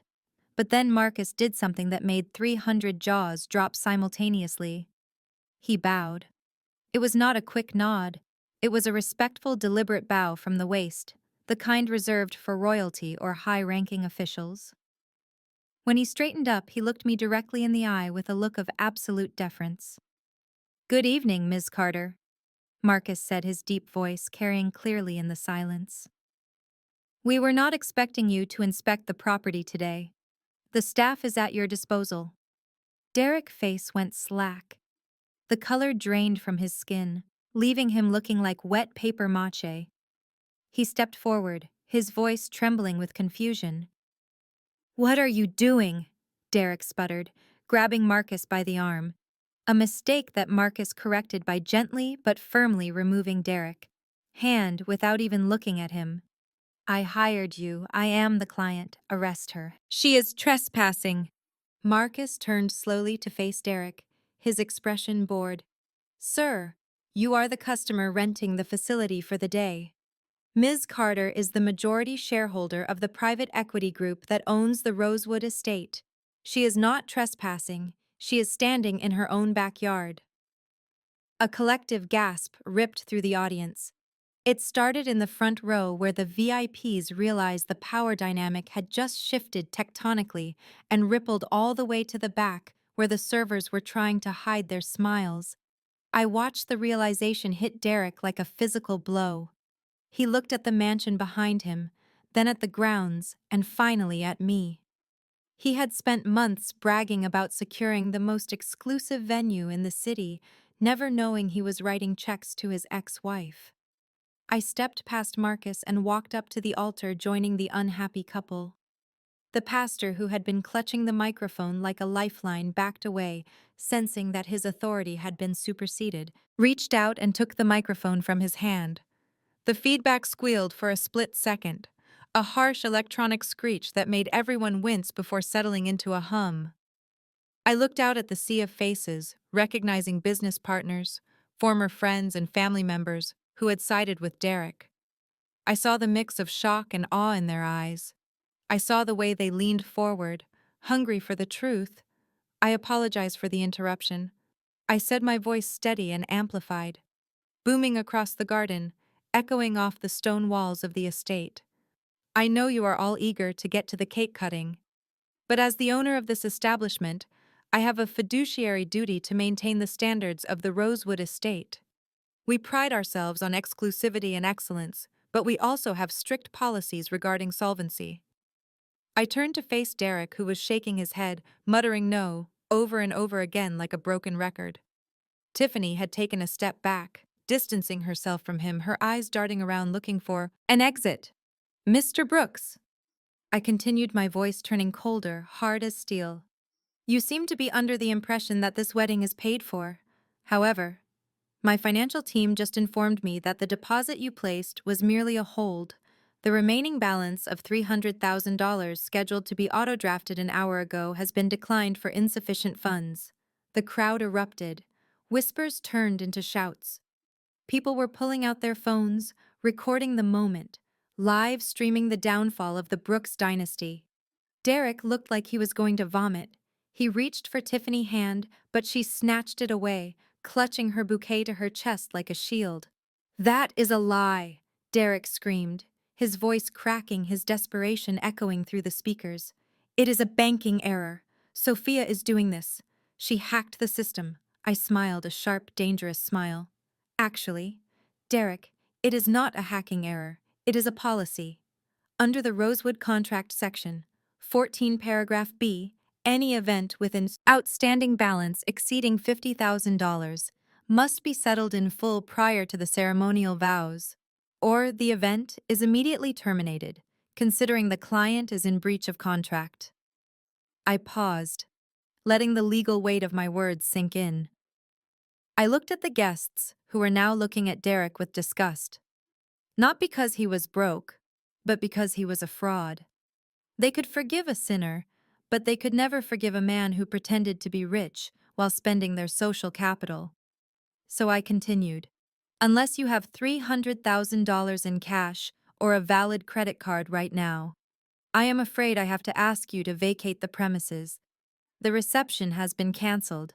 The kitchen has been instructed to stop service, and security will be escorting you to your vehicle. It was the final nail in the coffin. The humiliation was absolute. Derek stood there, stripped of his lies, exposed as a man who had built a castle on quicksand. He looked small, pathetic, and utterly defeated. But Jessica was not defeated. She was enraged. She had been sitting in the front row, vibrating with fury, watching her brother, humiliation, and by extension her own social suicide. She stood up, her gold-sequined dress flashing in the sun, and let out a primal scream that sounded more animal than human. "You witch!" she shrieked, her face twisted into a mask of pure hatred. "You planned this, you jealous, bitter witch. You want him back, and you cannot stand that he is happy." She kicked off her heels and lunged toward the altar, moving faster than I anticipated.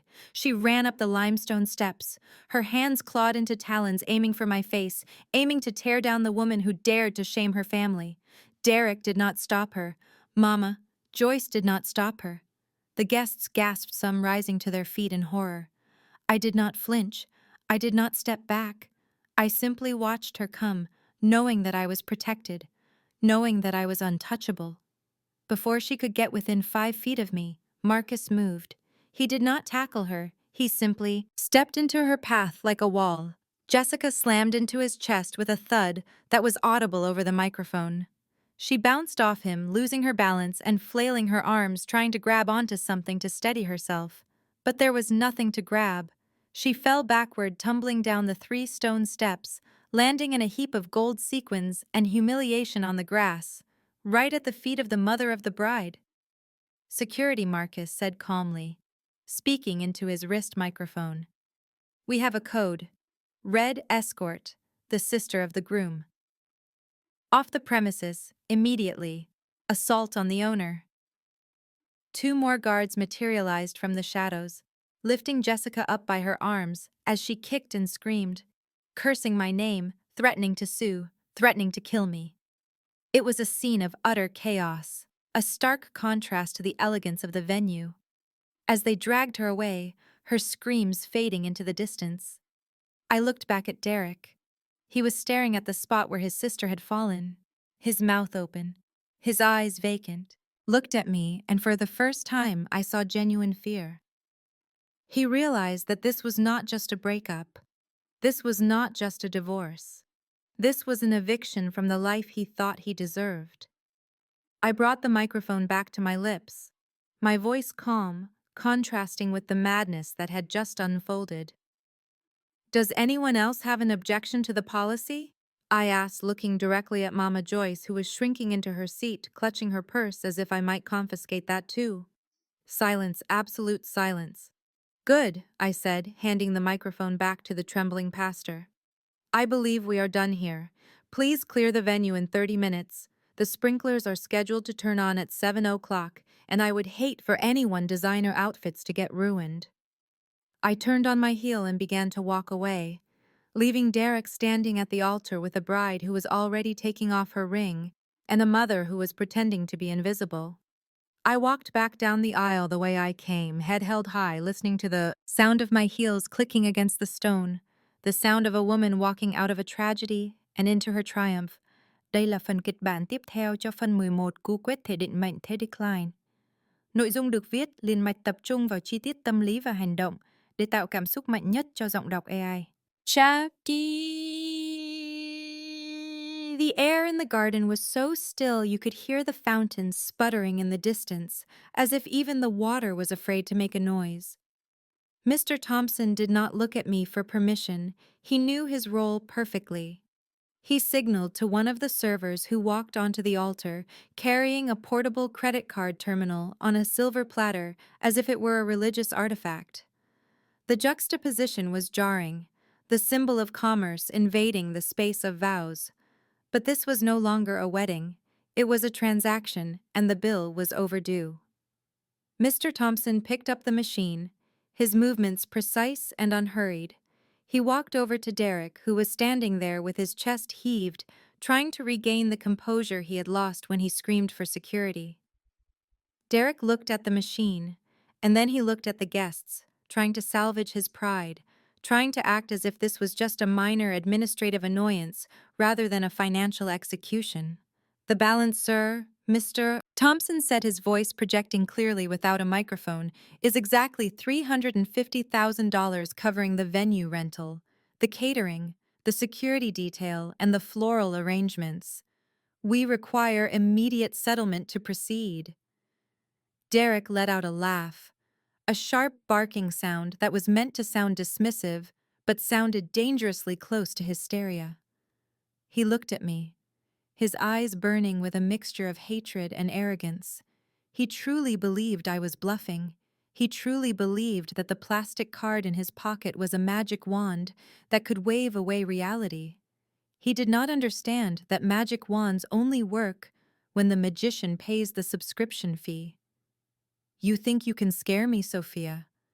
Derek sneered, addressing me directly, ignoring the manager standing in front of him. You think because you froze the joint checking account that I am helpless. You forgot who I am. I am Derek Brooks. I built my own company. I have resources you do not even know about. He reached into the inner pocket of his tuxedo jacket, his movements exaggerated for the audience. He pulled out a wallet made of ostrich leather, a gift I had bought him for his 30th birthday, and flipped it open. He extracted a single card, holding it up to the light, so that the sun caught the heavy black metal. It was the Obsidian Reserve card, the most exclusive credit card in our portfolio, heavy and cold to the touch, purely metallic. Do you see this? Derek shouted, holding the card up for the back row to see. This is a $1 million limit. This is power, Sophia. You might own the building, but I own the bank account. Run it. Thompson, run the whole thing. Add a 20% tip for the staff, just to show my ex-wife how little 300 grand means to me. The crowd murmured, impressed by the display. The obsidian card was legendary, a status symbol that few people actually saw in person. For a second I saw doubt flicker in the eyes of the guests. Maybe he was telling the truth. Maybe I was just a bitter ex-wife, trying to ruin his day. Jessica stood up from the grass where she had fallen, brushing off her dress, looking at her brother with renewed hope. Mr. Thompson took the card, his face impassive. He did not look impressed. He looked like a man who was about to euthanize a sick animal. He keyed in the amount, his fingers moving quickly over the rubber buttons. 350000, enter. He turned the machine toward Derek. Please insert the chip, sir. Derek snatched the machine from him, almost dropping it in his haste. He jammed the metal card into the slot with aggressive force, staring at me the entire time, a smirk playing on his lips. Watch and learn, Sophia, he muttered. Watch me buy you and sell you. The machine lit up, processing the transaction. The little digital dots on the screen spun in a circle. 1 second, 2 seconds, 3 seconds. The silence stretched so tight, I thought it might snap. Derek tapped his foot on the stone floor, impatient, confident. And then it happened. The sound was gun. Not loud, but in the quiet garden, it sounded like a gunshot. A flat, harsh electronic tone that signaled rejection. Beep! Derek frowned, looking down at the screen. He shook the machine slightly as if it were a broken toy. Chip error, he announced, loud enough for everyone to hear. The chip is dirty. It happens with these metal cards. Your machine is cheap. Thompson. Mr. Thompson did not move. He simply waited. Try it again, Derek said, his voice rising in pitch. Run it again. He pulled the card out, wiped it vigorously on his tuxedo jacket, leaving a faint smudge on the expensive fabric, and jammed it back into the slot. This time he pressed the card down with his thumb, forcing the connection.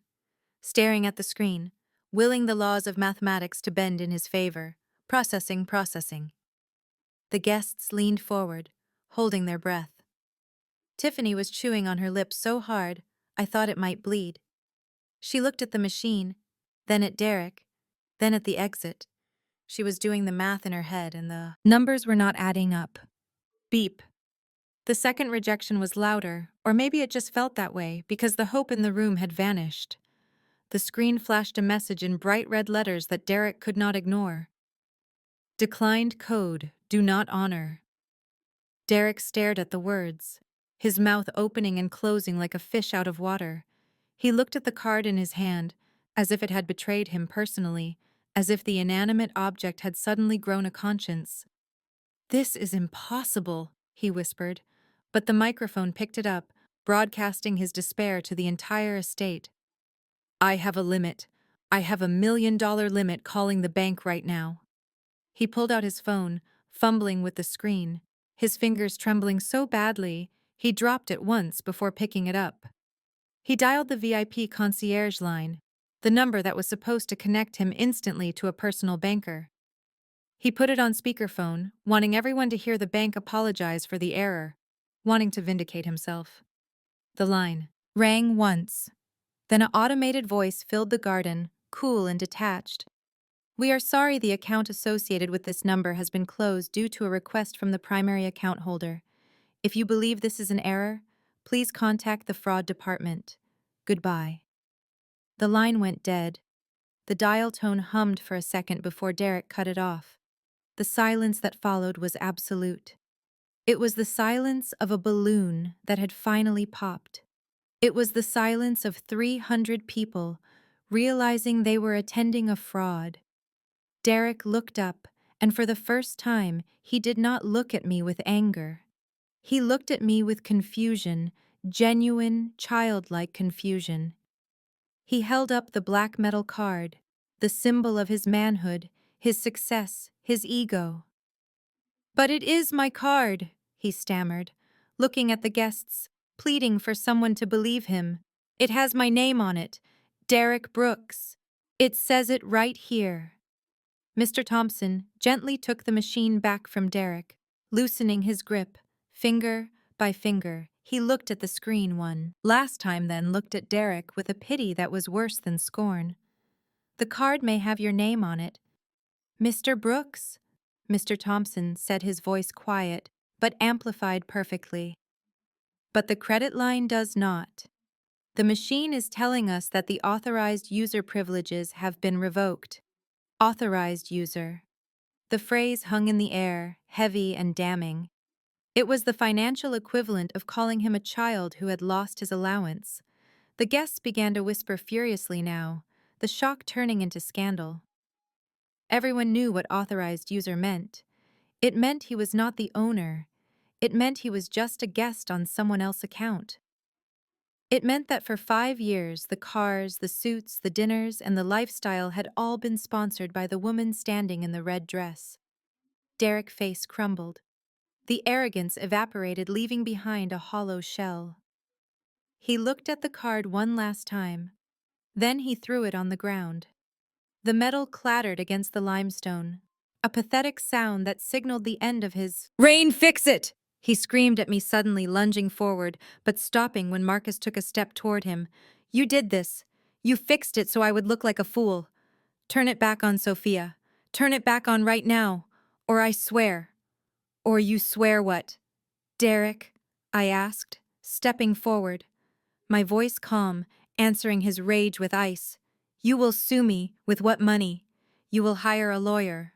With what retainer? You are standing at an altar. You cannot pay for wearing a suit. You have not bought about to marry a woman who looks like she is about to run, trying to spend money that was never yours." I pointed to the machine in Mr. Thompson's hand. The decline was not a mistake.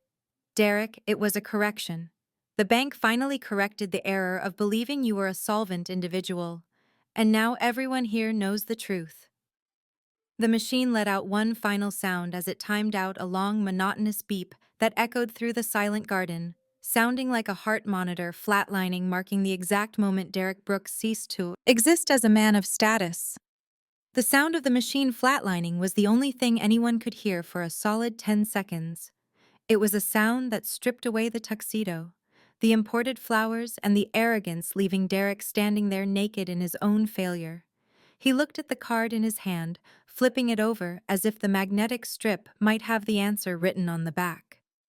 He rubbed the chip with his thumb again, harder this time, almost bending the metal, desperate to clean away the reality that was staring him in the face. "This is a mistake," he stammered, his voice rising an octave, losing the deep baritone facade he put on for business meetings. "This is a glitch in the system. The network is down." "That is it. The Rosewood network is down. Your Wi-Fi is cheap." Thompson. "I told you we should have brought in a satellite uplink." Mr. Thompson did not blink. "Sir, our network is fully operational. We just processed a transaction for a bottle of sparkling water at the bar 30 seconds ago. The system is working." The card is not Derek's face turned a shade of purple. I was not used to seeing. He looked like a cornered animal lashing out at the nearest threat. He pointed a shaking finger at Mr. Thompson, his other hand gripping the useless black card like a weapon. "Do not lie to me," he screamed, spittle flying from his lips, landing on the microphone. "You are trying to sabotage me. This is a conspiracy. You are working with her, are not you. You are working with Sophia to embarrass me. Well, it is not going to work. Call the bank. Get the regional manager on the phone right now. I want the president of Chase Bank on the line. Immediately tell them Derek Brooks is calling, and if they do not authorize this charge, I will pull every dime of my assets out of their institution and bankrupt them." He was unraveling completely. The guests were no longer whispering. They were staring in open-mouthed horror, watching a man have a complete psychotic break with reality. He was shouting demands to a bank that had already closed his file, threatening to withdraw assets he did not possess. The irony was so thick it was suffocating. I decided it was time to put him out of his misery. Watching him flail was satisfying, but I had a schedule to keep, and the sprinklers were set for 7. "You do not need to call the bank." "Derek?" I said, my voice cutting through his hysteria like a scalpel through diseased tissue. I took a step closer, invading his personal space, forcing him to look at me, forcing him to see the architect of his demise. He froze the phone halfway to his ear, his chest heaving. Why he breathed out the word, sounding small and broken. "Why should not I call them? They need to fix this." "Because there is nothing to fix," I replied calmly, closing the distance until I was standing right next to him at the altar, occupying the space where a best man should have been. "I am the one who locked the card. Derek, I am the one who flagged the account, and I am the one who authorized the decline." Derek stared at me, his eyes darting back and forth, trying to process the information, trying to find a loophole. "You cannot do that," he hissed low enough so the guests would have to strain to hear, but the microphone caught every syllable. "That is illegal. That is financial abuse. You cannot lock me out of my own money. I am a joint owner on that account. My name is on the card, and that is where you are confused," I said, holding up a hand to stop him. My voice became professorial, the tone I used when explaining complex equity structures to junior analysts. "You see, Derek, you never actually read the fine print, did you? You never looked at the monthly statements. You never asked why your credit score jumped 200 points the month we got married. You just assumed that my success was your success by osmosis." I turned to the audience, addressing them as much as I was addressing him. "Derek is not a joint owner on the Obsidian Reserve account," I announced clearly, ensuring the back row could hear every word. "He never qualified for it. His debt-to-income ratio 5 years ago was abysmal, and his credit history was riddled with missed payments on student loans. The bank would not touch him." I turned back to Derek, who was looking at me as if I were speaking a foreign language. "So to help you rebuild your image, I added you to my account."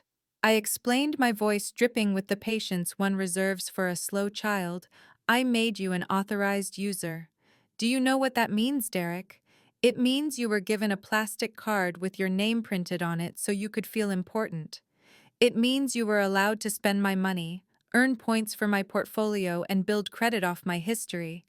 But you never owned the account. You were never the landlord. Derek, you were just a tenant." Derek shook his head slowly, the denial evident in his eyes. "No," he whispered. "That is not true. I paid the bills. I signed the checks. You signed checks from a joint checking account that I funded." I corrected him ruthlessly. "You were playing with an allowance, Derek, a very generous $1 million allowance. But an authorized user has no legal claim to the credit line. The contract states very clearly that the primary account holder retains the absolute right to revoke privileges at any time without notice, and for any reason." I paused, letting the legal reality sink in. I watched as he mentally replayed the last 5 years, realizing that every time he slapped that card down on a dinner table, every time he bought a suit, every time he booked a flight, he was asking for my permission. He thought he was a king, but he was just a prince playing with the queen treasury. And then I delivered the final blow, the sentence that would haunt him for the rest of his life. "And there is one more clause you missed," I said, leaning in closer, my voice dropping to a dangerous whisper. The user agreement has a specific stipulation regarding domestic changes. It states that authorized user privileges are contingent upon the continuation of the relationship that granted them, in our case, marriage. The contract says rights terminate immediately upon the dissolution of the union. I gestured to Tiffany, who was standing frozen in her crystal-encrusted dress, and then to the lavish decorations around us. You wanted a divorce, Derek. You signed the papers days ago, but you just had to have this wedding. You just had to stand up here publicly and declare your union to another woman. You effectively announced to the world and to the banking algorithms that our marriage is dead. I smiled a cold, humorless smile. So when you said I do to her, you said, goodbye to the money. The system heard you, Derek. You canceled yourself. The moment you tried to pay for this wedding with my card. The fraud algorithm recognized that you were trying to use spousal privileges for a mistress. It triggered the kill switch. You did not just crash your wedding, you liquidated your life. Derek dropped the card. It fell onto the limestone with a quiet clatter, landing next to his shiny, rented shoes. He looked down at it, realizing it was just a piece of metal, now no more valuable than a scrap of tin. He looked up at me, and I saw the light go out behind his eyes. The bravado was gone. The arrogance was gone. All that was left was the terrifying realization that he was 35 years old, unemployed and completely broke, standing in front of 300 people he had lied to. The guests were silent, no longer finding entertainment in the spectacle. Now there was only shock. The brutality of the financial takedown was so precise, so complete that it was terrifying. They looked from me to Derek, realizing that while he had been playing checkers, I had been playing three-dimensional chess. They realized that the woman in the red dress was not just a scorned ex-wife. She was a financial force of nature. Tiffany let out a small whimper, the first sound she had made in minutes. She looked at Derek not with love, but with the calculating gaze of a woman who realizes her investment has just gone bankrupt. She looked at the ring on her finger, the ring that had been charged to a business account that was likely frozen by now, and she looked at the exit. Derek turned to her, desperate, reaching out a hand. "Babe," he pleaded, his voice shaking. "Please, you have to believe me. I can fix this. I have other accounts. I have crypto." I laughed, a short, sharp sound that cut him off. "You have nothing." "Derek," I said, turning away from him. The crypto wallet was linked to the same recovery email as the bank account. I secured that too. "You are not just declined, you are deleted." I signaled to Mr. Thompson, who nodded grimly. The show was over. The lesson had been taught.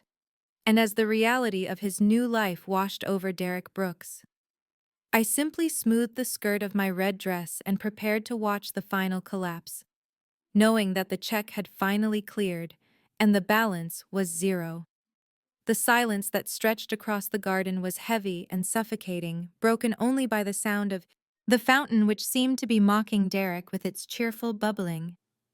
Everyone was looking at Derek, but I was looking at Tiffany. I watched as the realization washed over her in slow motion. It started in her eyes, which widened as the mental calculator in her head finally tallied the numbers and realized the sum was zero. It traveled down to her hands, which began to tremble, not with nerves, but with rage.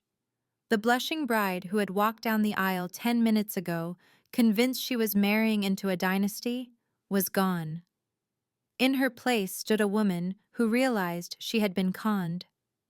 Tiffany took a step back, her expensive heels sinking slightly into the grass, creating physical distance between her and the man she had just promised to love for better or worse.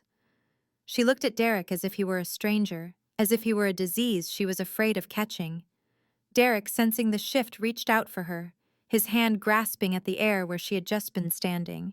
"Babe," he pleaded, his voice cracking with desperation. "Do not look at me like that. She is lying, Tiffany. She is just jealous. She is trying to manipulate you." Tiffany let out a laugh, a sharp, harsh sound that had no humor in it. She looked from me to Derek and back to me, connecting the dots that should have been obvious months ago. She looked at the diamond tennis bracelet on her wrist, the one Derek had given her for her birthday, and then she looked at the declined credit card machine still in Mr. Thompson's hand. The illusion was shattering piece by piece, and the shards were cutting her deep. "You are the liar," Tiffany spat out, her voice rising in pitch, becoming shrill and ugly. "You told me you were a self-made millionaire. You told me you built that consulting firm from the ground up. You said the penthouse was yours free and clear. You said Sophia was just the accountant, the boring wife who managed the books while you made the deals." Derek took a step toward her, his hands up in a placating gesture, sweating profusely. "Under the afternoon sun, I did build it." "Baby, I am the visionary," Derek stammered, trying to spin a narrative that had already collapsed. "Just because the accounts are in her name technically does not mean I did not earn it. We can fight this. We can get a lawyer and sue her for my share." Tiffany shook her head, her face twisting with disgust. "Technically," she screamed the word echoing off the stone walls of the estate. "Technically, you are broke, Derek. Technically, you are living on an allowance like a teenager. Technically, you have been spending her money to buy my affection." She pointed a manicured finger at his chest, poking him hard with every word. "I quit my job for you," she yelled. "I moved out of my apartment because you said we were moving into the penthouse. I leased a new car because you said you would handle the payments. You told me I would never have to worry about money again." "It is just a setback," Derek begged, reaching for her hand again, managing to grab her wrist this time. "We will figure it out. I have connections. I have ideas. We still have us, Tiffany. We still have our love. And is not that what this day is about? It is about us against the world." The crowd watched in rapt attention, witnessing the implosion of a relationship that was built entirely on a foundation of greed. Tiffany looked down at his hand on her wrist, and then she looked up at his face, seeing the panic and the weakness there. For a woman like Tiffany, weakness was the ultimate sin. She did not want a partner, she wanted a provider, and the man standing in front of her could not even provide a valid credit card. "Love," she repeated the word, dripping with venom. "You think I am standing here in a $20,000 dress for love? You think I tolerated your mother constant criticism for love? You think I let you drag me into this mess because I just loved your personality so much?" She yanked her wrist free from his grip, with a violent motion causing him to stumble back slightly. "Love does not pay the rent." "Derek!" she shouted, her voice breaking with the intensity of her anger. "Love does not pay for first-class flights or Michelin-star dinners or Cartier bracelets. You are a fraud. You are a con artist. You dragged me into your little fantasy world and made me look like a fool in front of hundreds of people." Derek looked around at the guests, seeing the judgment in their eyes. He looked at his mother, who was sitting in the front row looking pale and defeated. He looked at me standing there calmly in my red dress, the architect of his ruin. He had nowhere left to turn, so he tried one last desperate play, the emotional manipulation. "Think about the baby," Derek whispered loud enough for the microphone to catch it, dragging an innocent child into his mess. "Think about our family, Tiffany. Do not walk away from your family over money." That was the wrong thing to say. Tiffany's eyes blazed with a cold fire. She looked down at her stomach and then back at him with a look of pure calculation. "My baby is not going to have a father who cannot afford diapers," she hissed. "My baby deserves a legacy, not a mountain of debt, and a father who is technically an authorized user on his ex-wife credit card." She reached down to her left hand, grabbing the massive 3-carat diamond ring that sat on her finger, the ring that I had watched him buy on the security camera. The ring that was charged to a business account that was now flagged for embezzlement. She twisted it viciously, not caring if it hurt, scratching her skin in her haste to remove it. "You want to talk about family?" she screamed, pulling the ring free, holding it up so the sun caught the facets one last time. "Here is your family legacy." "Derek." She threw the ring. It was not a gentle toss, it was a fastball aimed directly at his face. The heavy platinum band with its massive stone struck him right on the cheekbone, cutting the skin instantly. A small trickle of blood began to run down his face, mingling with the sweat and the tears of frustration. The ring bounced off his face and clattered onto the stone floor, spinning noisily before coming to a rest at my feet. "I want nothing from you," Tiffany yelled, backing away, her chest heaving heavily. "You are a liar. You are a loser, and I am done being your prop." Derek stood there holding his cheek, looking at the woman who had promised to cherish him 5 minutes ago. "Tiffany." "Wait!" he cried out, taking a step toward her. "Please do not go. Do not come near me," she shrieked, gathering up the heavy layers of her tulle skirt, turning her back on him completely. "I am leaving. And if you try to follow me, I will call the police and tell them exactly how you scammed me too." She began to run back down the aisle the way she had come. Her exit was as dramatic as her entrance had been, but instead of walking toward a future, she was running away from a disaster. She pushed past the guests, not caring who she bumped into, ignoring the gasps and the whispers. She was running for her life, running back to whatever safety she could find now that her golden ticket had turned out to be counterfeit. Derek watched her go, his hand still clutching his bleeding cheek. He looked utterly abandoned. The guests parted to let Tiffany pass, watching her disappear through the garden gates, the sound of her sobbing fading into the distance. I looked down at the ring resting by my shoe. I bent down gracefully, picking it up between two fingers, examining it in the sunlight. It was a beautiful piece, flashy and expensive, completely hollow of meaning, just like the man who bought it. I walked over to Derek, who was staring at the empty aisle, staring at the ghost of his future. "I believe this belongs to the company," I said quietly, dropping the ring into his breast pocket, checking it against the debt you owe. Derek looked at me, his eyes empty. The fight had gone out of him. He was alone. The mistress had fled. The mother was humiliated, and the ex-wife was holding the keys to the kingdom. The betrayal was complete, and it was sweeter than any wedding cake could have ever been. The departure of the bride was the signal that the dam had finally broken, and the floodwaters of reality were rushing in to drown what was left of the Brooks family dignity. Derek stood alone at the altar, a man who had lost his wife, his mistress, his money, and his reputation in the span of 20 minutes. But the toxicity of that family ran deep and like a cornered hydra. When one head is cut off, another snaps forward to bite. Mama Joyce rose from her seat in the front row, her face twisted into a mask of righteous indignation that she had perfected over decades of manipulating her children and her community. She did not look at her son, who was bleeding and broken. She looked at me with a hatred so pure it was almost impressive. "You are a demon, Mama," Joyce screamed, her voice shaking with the force of her rage, pushing past the stunned guests to stand next to her son, pointing a trembling finger at my face. "You came here to destroy us. You came here to humiliate a good man because you could not keep him. You are evil, Sophia. You are a bitter, barren woman who cannot stand to see anyone else happy. God will punish you for this desecration of a holy union." Jessica, who had been nursing her bruised ego and her ruined dress on the sidelines, saw her mother advance and decided to join the fray.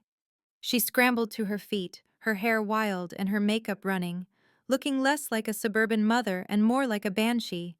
She rushed to her mother's side, creating a united front of delusion. "You should be in jail," Jessica shrieked, her voice cracking. "You assaulted me. You ruined this wedding. You planned this whole thing. You probably paid Tiffany to leave. You are sick. Sophia, you are a psychopath who uses money to control everyone. Well, you cannot control us. We are a family and we are stronger than your bank account." The guests watched in horrified fascination as the two women screamed insults at the person who held the deed to the property they were standing on. It was a masterclass in deflection. They could not attack the facts, so they attacked my character. They tried to paint me as the villain to distract from the reality of their own failures. I stood perfectly still, letting them scream, letting them exhaust their supply of venom. I waited until Mama Joyce had stopped to take a breath, until Jessica had run out of names to call me. Then I raised the microphone one last time. "Are you quite finished?" I asked, my voice cool and detached, contrasting sharply with their hysteria. "You have no right to speak to us," Mama Joyce spat, clutching her chest, acting as if she were having a heart attack. "Actually, Joyce, I have every right," I said, stepping down from the altar to stand on the same level as them. Looking them in the eye, I have the right of a victim who has finally decided to press charges. I turned my gaze to Jessica, who was standing with her hands on her hips, trying to look intimidating despite the grass stains on her gold dress. "You called me a psychopath, Jessica," I said calmly. "But a psychopath is someone who lacks a conscience, someone who, say, steals from sick children to fund their own lifestyle." Jessica's face went pale. The color drained out of her cheeks so fast it looked like she was about to faint. She took a half step back, her bravado evaporating instantly. "I do not know what you are talking about," she stammered, her eyes darting to the side, looking for an escape route. "I think you do." I continued walking slowly toward her, forcing her to retreat. "I think you know exactly what I'm talking about. You are the treasurer for the Brooks Family Foundation, the small charity your father started to help underprivileged youth in the neighborhood. It is a noble cause, or at least it was until you took over the books." Derek looked up from his misery, confusion clouding his eyes. "What are you talking about, Sophia? Jessica handles the charity. She is an accountant. She is a thief." "Derek," I said brutally, turning to address the crowd again, ensuring the board members of that very charity who were sitting in the third row heard me clearly. "Last week, when I was auditing my own finances preparing for the divorce, I noticed some irregularities in the donations I made to the foundation. I have donated $50,000 a year for 5 years, thinking it was going to scholarship funds. But when I looked closer, I found that the money never made it to the students." I pulled a folded document from the small clutch I was carrying and held it up. It was a forensic accounting report. "I hired a forensic accountant 3 days ago." I explained, tapping the paper. His findings were fascinating. It seems that every time the foundation received a large donation, a corresponding withdrawal was made to a shell company registered in the Cayman Islands. And do you know who owns that shell company? I looked at Jessica, who was now shaking her head violently, tears streaming down her face. "No," Jessica whispered. "Please, Sophia, do not. It is owned by JMB Consulting." I said, reading from the paper, "Jessica Marie Brooks, you have siphoned over $200,000 from the charity in the last 2 years. You used that money to pay for your BMW, your vacations to Tulum, and that gold dress you are wearing right now. You are not just a bad sister-in-law, Jessica, you are a felon." The gasp from the crowd this time was not one of shock, but of outrage. The board members stood up, their faces red with anger. People who had donated money to that fund began to shout, demanding answers. Jessica looked around like a trapped rat, realizing that her suburban camouflage had been stripped away. It was alone. She screamed, her voice shrill and desperate. "I was going to pay it back. We had expenses. Derek needed help. Mom needed the house fixed. I did it for the family. You did it for yourself," I corrected her. "And unfortunately for you, embezzlement is a federal crime." I nodded to Marcus, who was standing by the garden gate. He spoke into his radio, and seconds later, 2 uniformed police officers walked into the garden. They did not look like they were there to secure a wedding. They looked like they were there to make an arrest. Jessica saw the uniforms and broke down completely. She fell to her knees, grasping at her mother, skirt sobbing uncontrollably. "Mama, do not let them take me. I cannot go to jail. I have kids." "Mama." Joyce stood frozen, her world collapsing around her. She looked at her daughter, the thief, and her son, the fraud. and realized that the legacy she was so proud of was nothing but a criminal record. She tried to push Jessica away, distancing herself from the crime. "I did not know," she stammered, looking at the police, then at me. "I had nothing to do with this." "Sophia, tell them I did not know." I looked at Mama Joyce, with zero sympathy. "You raised them, Joyce. You taught them that appearance matters more than character. You taught them that they were entitled to things they did not earn. You may not have signed the checks, but you definitely drove the getaway car." The officers reached Jessica, pulling her up from the ground violently. She screamed, kicking and fighting, her mascara running down her face in black streaks, making her look like a horror movie villain. "Mrs. Jessica Brooks, you are under arrest for embezzlement and wire fraud. You have the right to remain silent." As they dragged her away past the rows of stunned guests, past the white roses and the champagne tower, her screams echoed off the estate walls, a haunting soundtrack to the family destruction. Derek watched his sister being handcuffed and shoved into a squad car visible through the garden gates. He did not move to help her. He could not. He was paralyzed by the sheer magnitude of the disaster.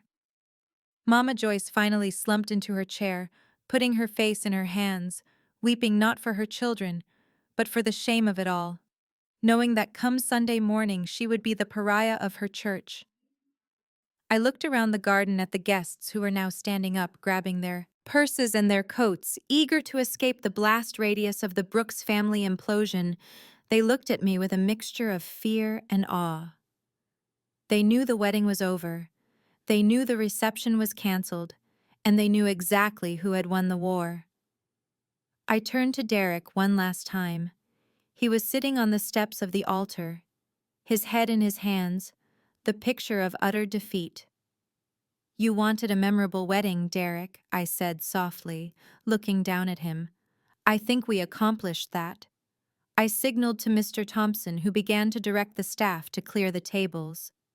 "The bill for the cleanup will be sent to your mother's address," I added, turning to walk away. "And Derek, you have 30 minutes before the gates close. I suggest you start walking now. It is a long way back to the city without a car." I walked back down the aisle, the sea of guests parting for me, like the Red Sea. I did not look back. I did not need to. I could feel the heat of the burning bridges behind me, and it felt like sunshine on my back. The collapse was total. The toxicity had been excised. And as I walked out of the Rosewood estate and toward my waiting car, I checked my phone. One notification from the bank. Transfer complete. My assets were safe. My future was secure, and I was finally completely and utterly free. The smell of stale fryer grease is something that you never quite get out of your pores. No matter how many times you shower, for Derek Brooks that smell had become his new cologne, replacing the imported sandalwood scents he used to wear when he was spending my money. 6 months had passed since the disaster at the Rosewood estate, and the world had continued to spin. But for Derek, it had stopped, and then started spinning in the opposite direction entirely. He was currently standing behind the counter of a fast food franchise on the south side of the city, wearing a polyester uniform that was 2 sizes too small. The name tag pinned crookedly to his chest, reading trainee. I know this not because I visit him, but because, in the age of social media, nothing stays hidden. A video had circulated a few weeks ago of a customer throwing a milkshake at him because the machine was broken, and Derek, the man who once demanded VIP table service, had to stand there and take it, wiping whipped cream off his face, while his teenage manager screamed at him to clean it up faster. It was a brutal fall from grace, but gravity is unforgiving when you build your penthouse on thin air. His life outside of work was equally grim. He was living in a basement apartment in a neighborhood that he used to make fun of, sharing the cramped space with the only person who still tolerated him, Mama Joyce.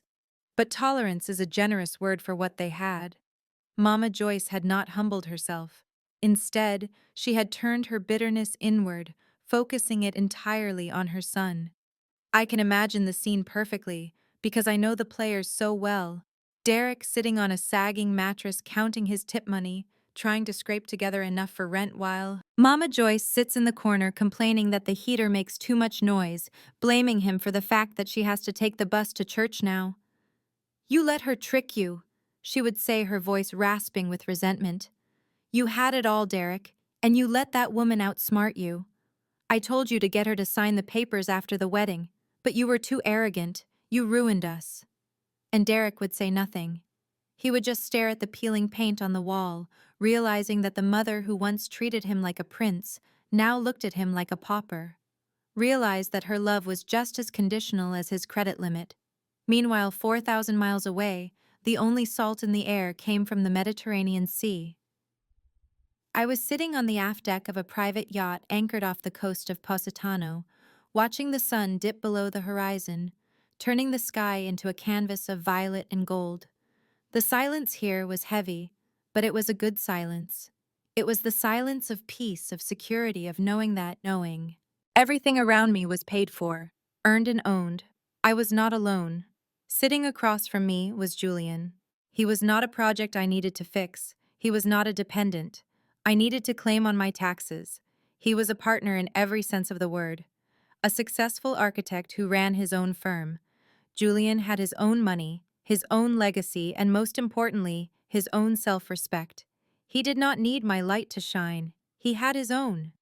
Julian looked up from the book he was reading, smiling at me with a warmth that reached his eyes entirely devoid of calculation. "You are quiet this evening, Sophia," he said, his voice deep and calming. "Is everything all right?" I smiled back, stretching my legs out on the lounge chair, adjusting the silk robe I was wearing. "Everything is perfect, Julian. I was just thinking about how different the view is when you are not looking at it through a lens of stress."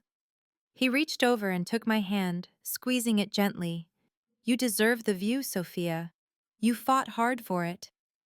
My phone buzzed on the small, teak table beside me, disturbing the moment. Briefly, I picked it up, intending to turn it off completely, but the notification on the screen caught my eye. It was an automated email from the bank regarding the final closure of the old joint accounts, specifically the debt recovery status. I opened the email, curious to see the final tally. The message was brief and clinical, explicitly stating that the outstanding balance of $350,000 attributed to Mr. Derek Brooks had been deemed uncollectible by the primary financial institution. The debt had been sold to a third-party collection agency for pennies on the dollar. The email also noted that due to the terms of the authorized user agreement and the fraud investigation I had initiated, my credit score remained a pristine 820, while Derek Brooks had been flagged with a charge off that would haunt his financial profile for the next 7 years. I read the words and waited for a pang of guilt, waiting to feel sorry for the man I had once vowed to spend my life with. I waited to feel sad that he was likely dodging phone calls from debt collectors right now while I was sipping vintage champagne. But the guilt never came. All I felt was a profound sense of lightness. The weight of his ego, the weight of his family demands, the weight of his incompetence, was finally and legally gone. I looked at the delete button on the screen. It was a small red icon, but it held so much power I pressed it, watching the email vanish into the digital trash bin, taking the last remnant of Derek Brooks with it. "Is it important?" Julian asked, noticing the small smile playing on my lips. I put the phone down, face down on the table. I picked up my glass of champagne, the bubbles dancing in the golden light. "No," I said, looking at him, looking at the horizon, looking at my future. "It was just spam. Nothing to worry about." Julian smiled, raising his glass to clink against mine. "To freedom," then he said. I took a sip, took a cold, crisp liquid tasting like victory. "To freedom," I repeated. I looked out at the ocean, vast and open and endless. I thought about the girl I used to be, the one who tried to buy love, the one who thought she had to shrink herself to make a man feel big. And then I looked at the woman I was now, the woman who canceled the cards, the woman who crashed the wedding, The woman who walked away with her head high and her bank account full. The best revenge wasn't leaving him destitute. The best revenge wasn't the public humiliation or the arrest of his sister. The best revenge was this. It was the quiet joy of a life that was finally fully mine. It was the realization that I didn't need to prove anything to anyone anymore. I had balanced the books, I had closed the account, and for the first time in my life, I was truly in the black. This story serves as a powerful reminder that financial independence is the ultimate form of self-defense. Sophia taught us that we should never shrink ourselves to accommodate someone else's ego, nor should we ever finance our own disrespect. The most powerful move isn't screaming or fighting. It is quietly removing your access and letting people sit with the consequences of their actions. True wealth isn't just about the numbers in a bank account. It is the peace that comes from knowing you can stand entirely on your own 2 feet, unshakable and free. If you believe that your peace is non-negotiable, hit the like button and subscribe to our channel. Share this video with someone who needs to be reminded that they hold the keys to their own kingdom. Don't let anyone be an authorized user of your life without your permission,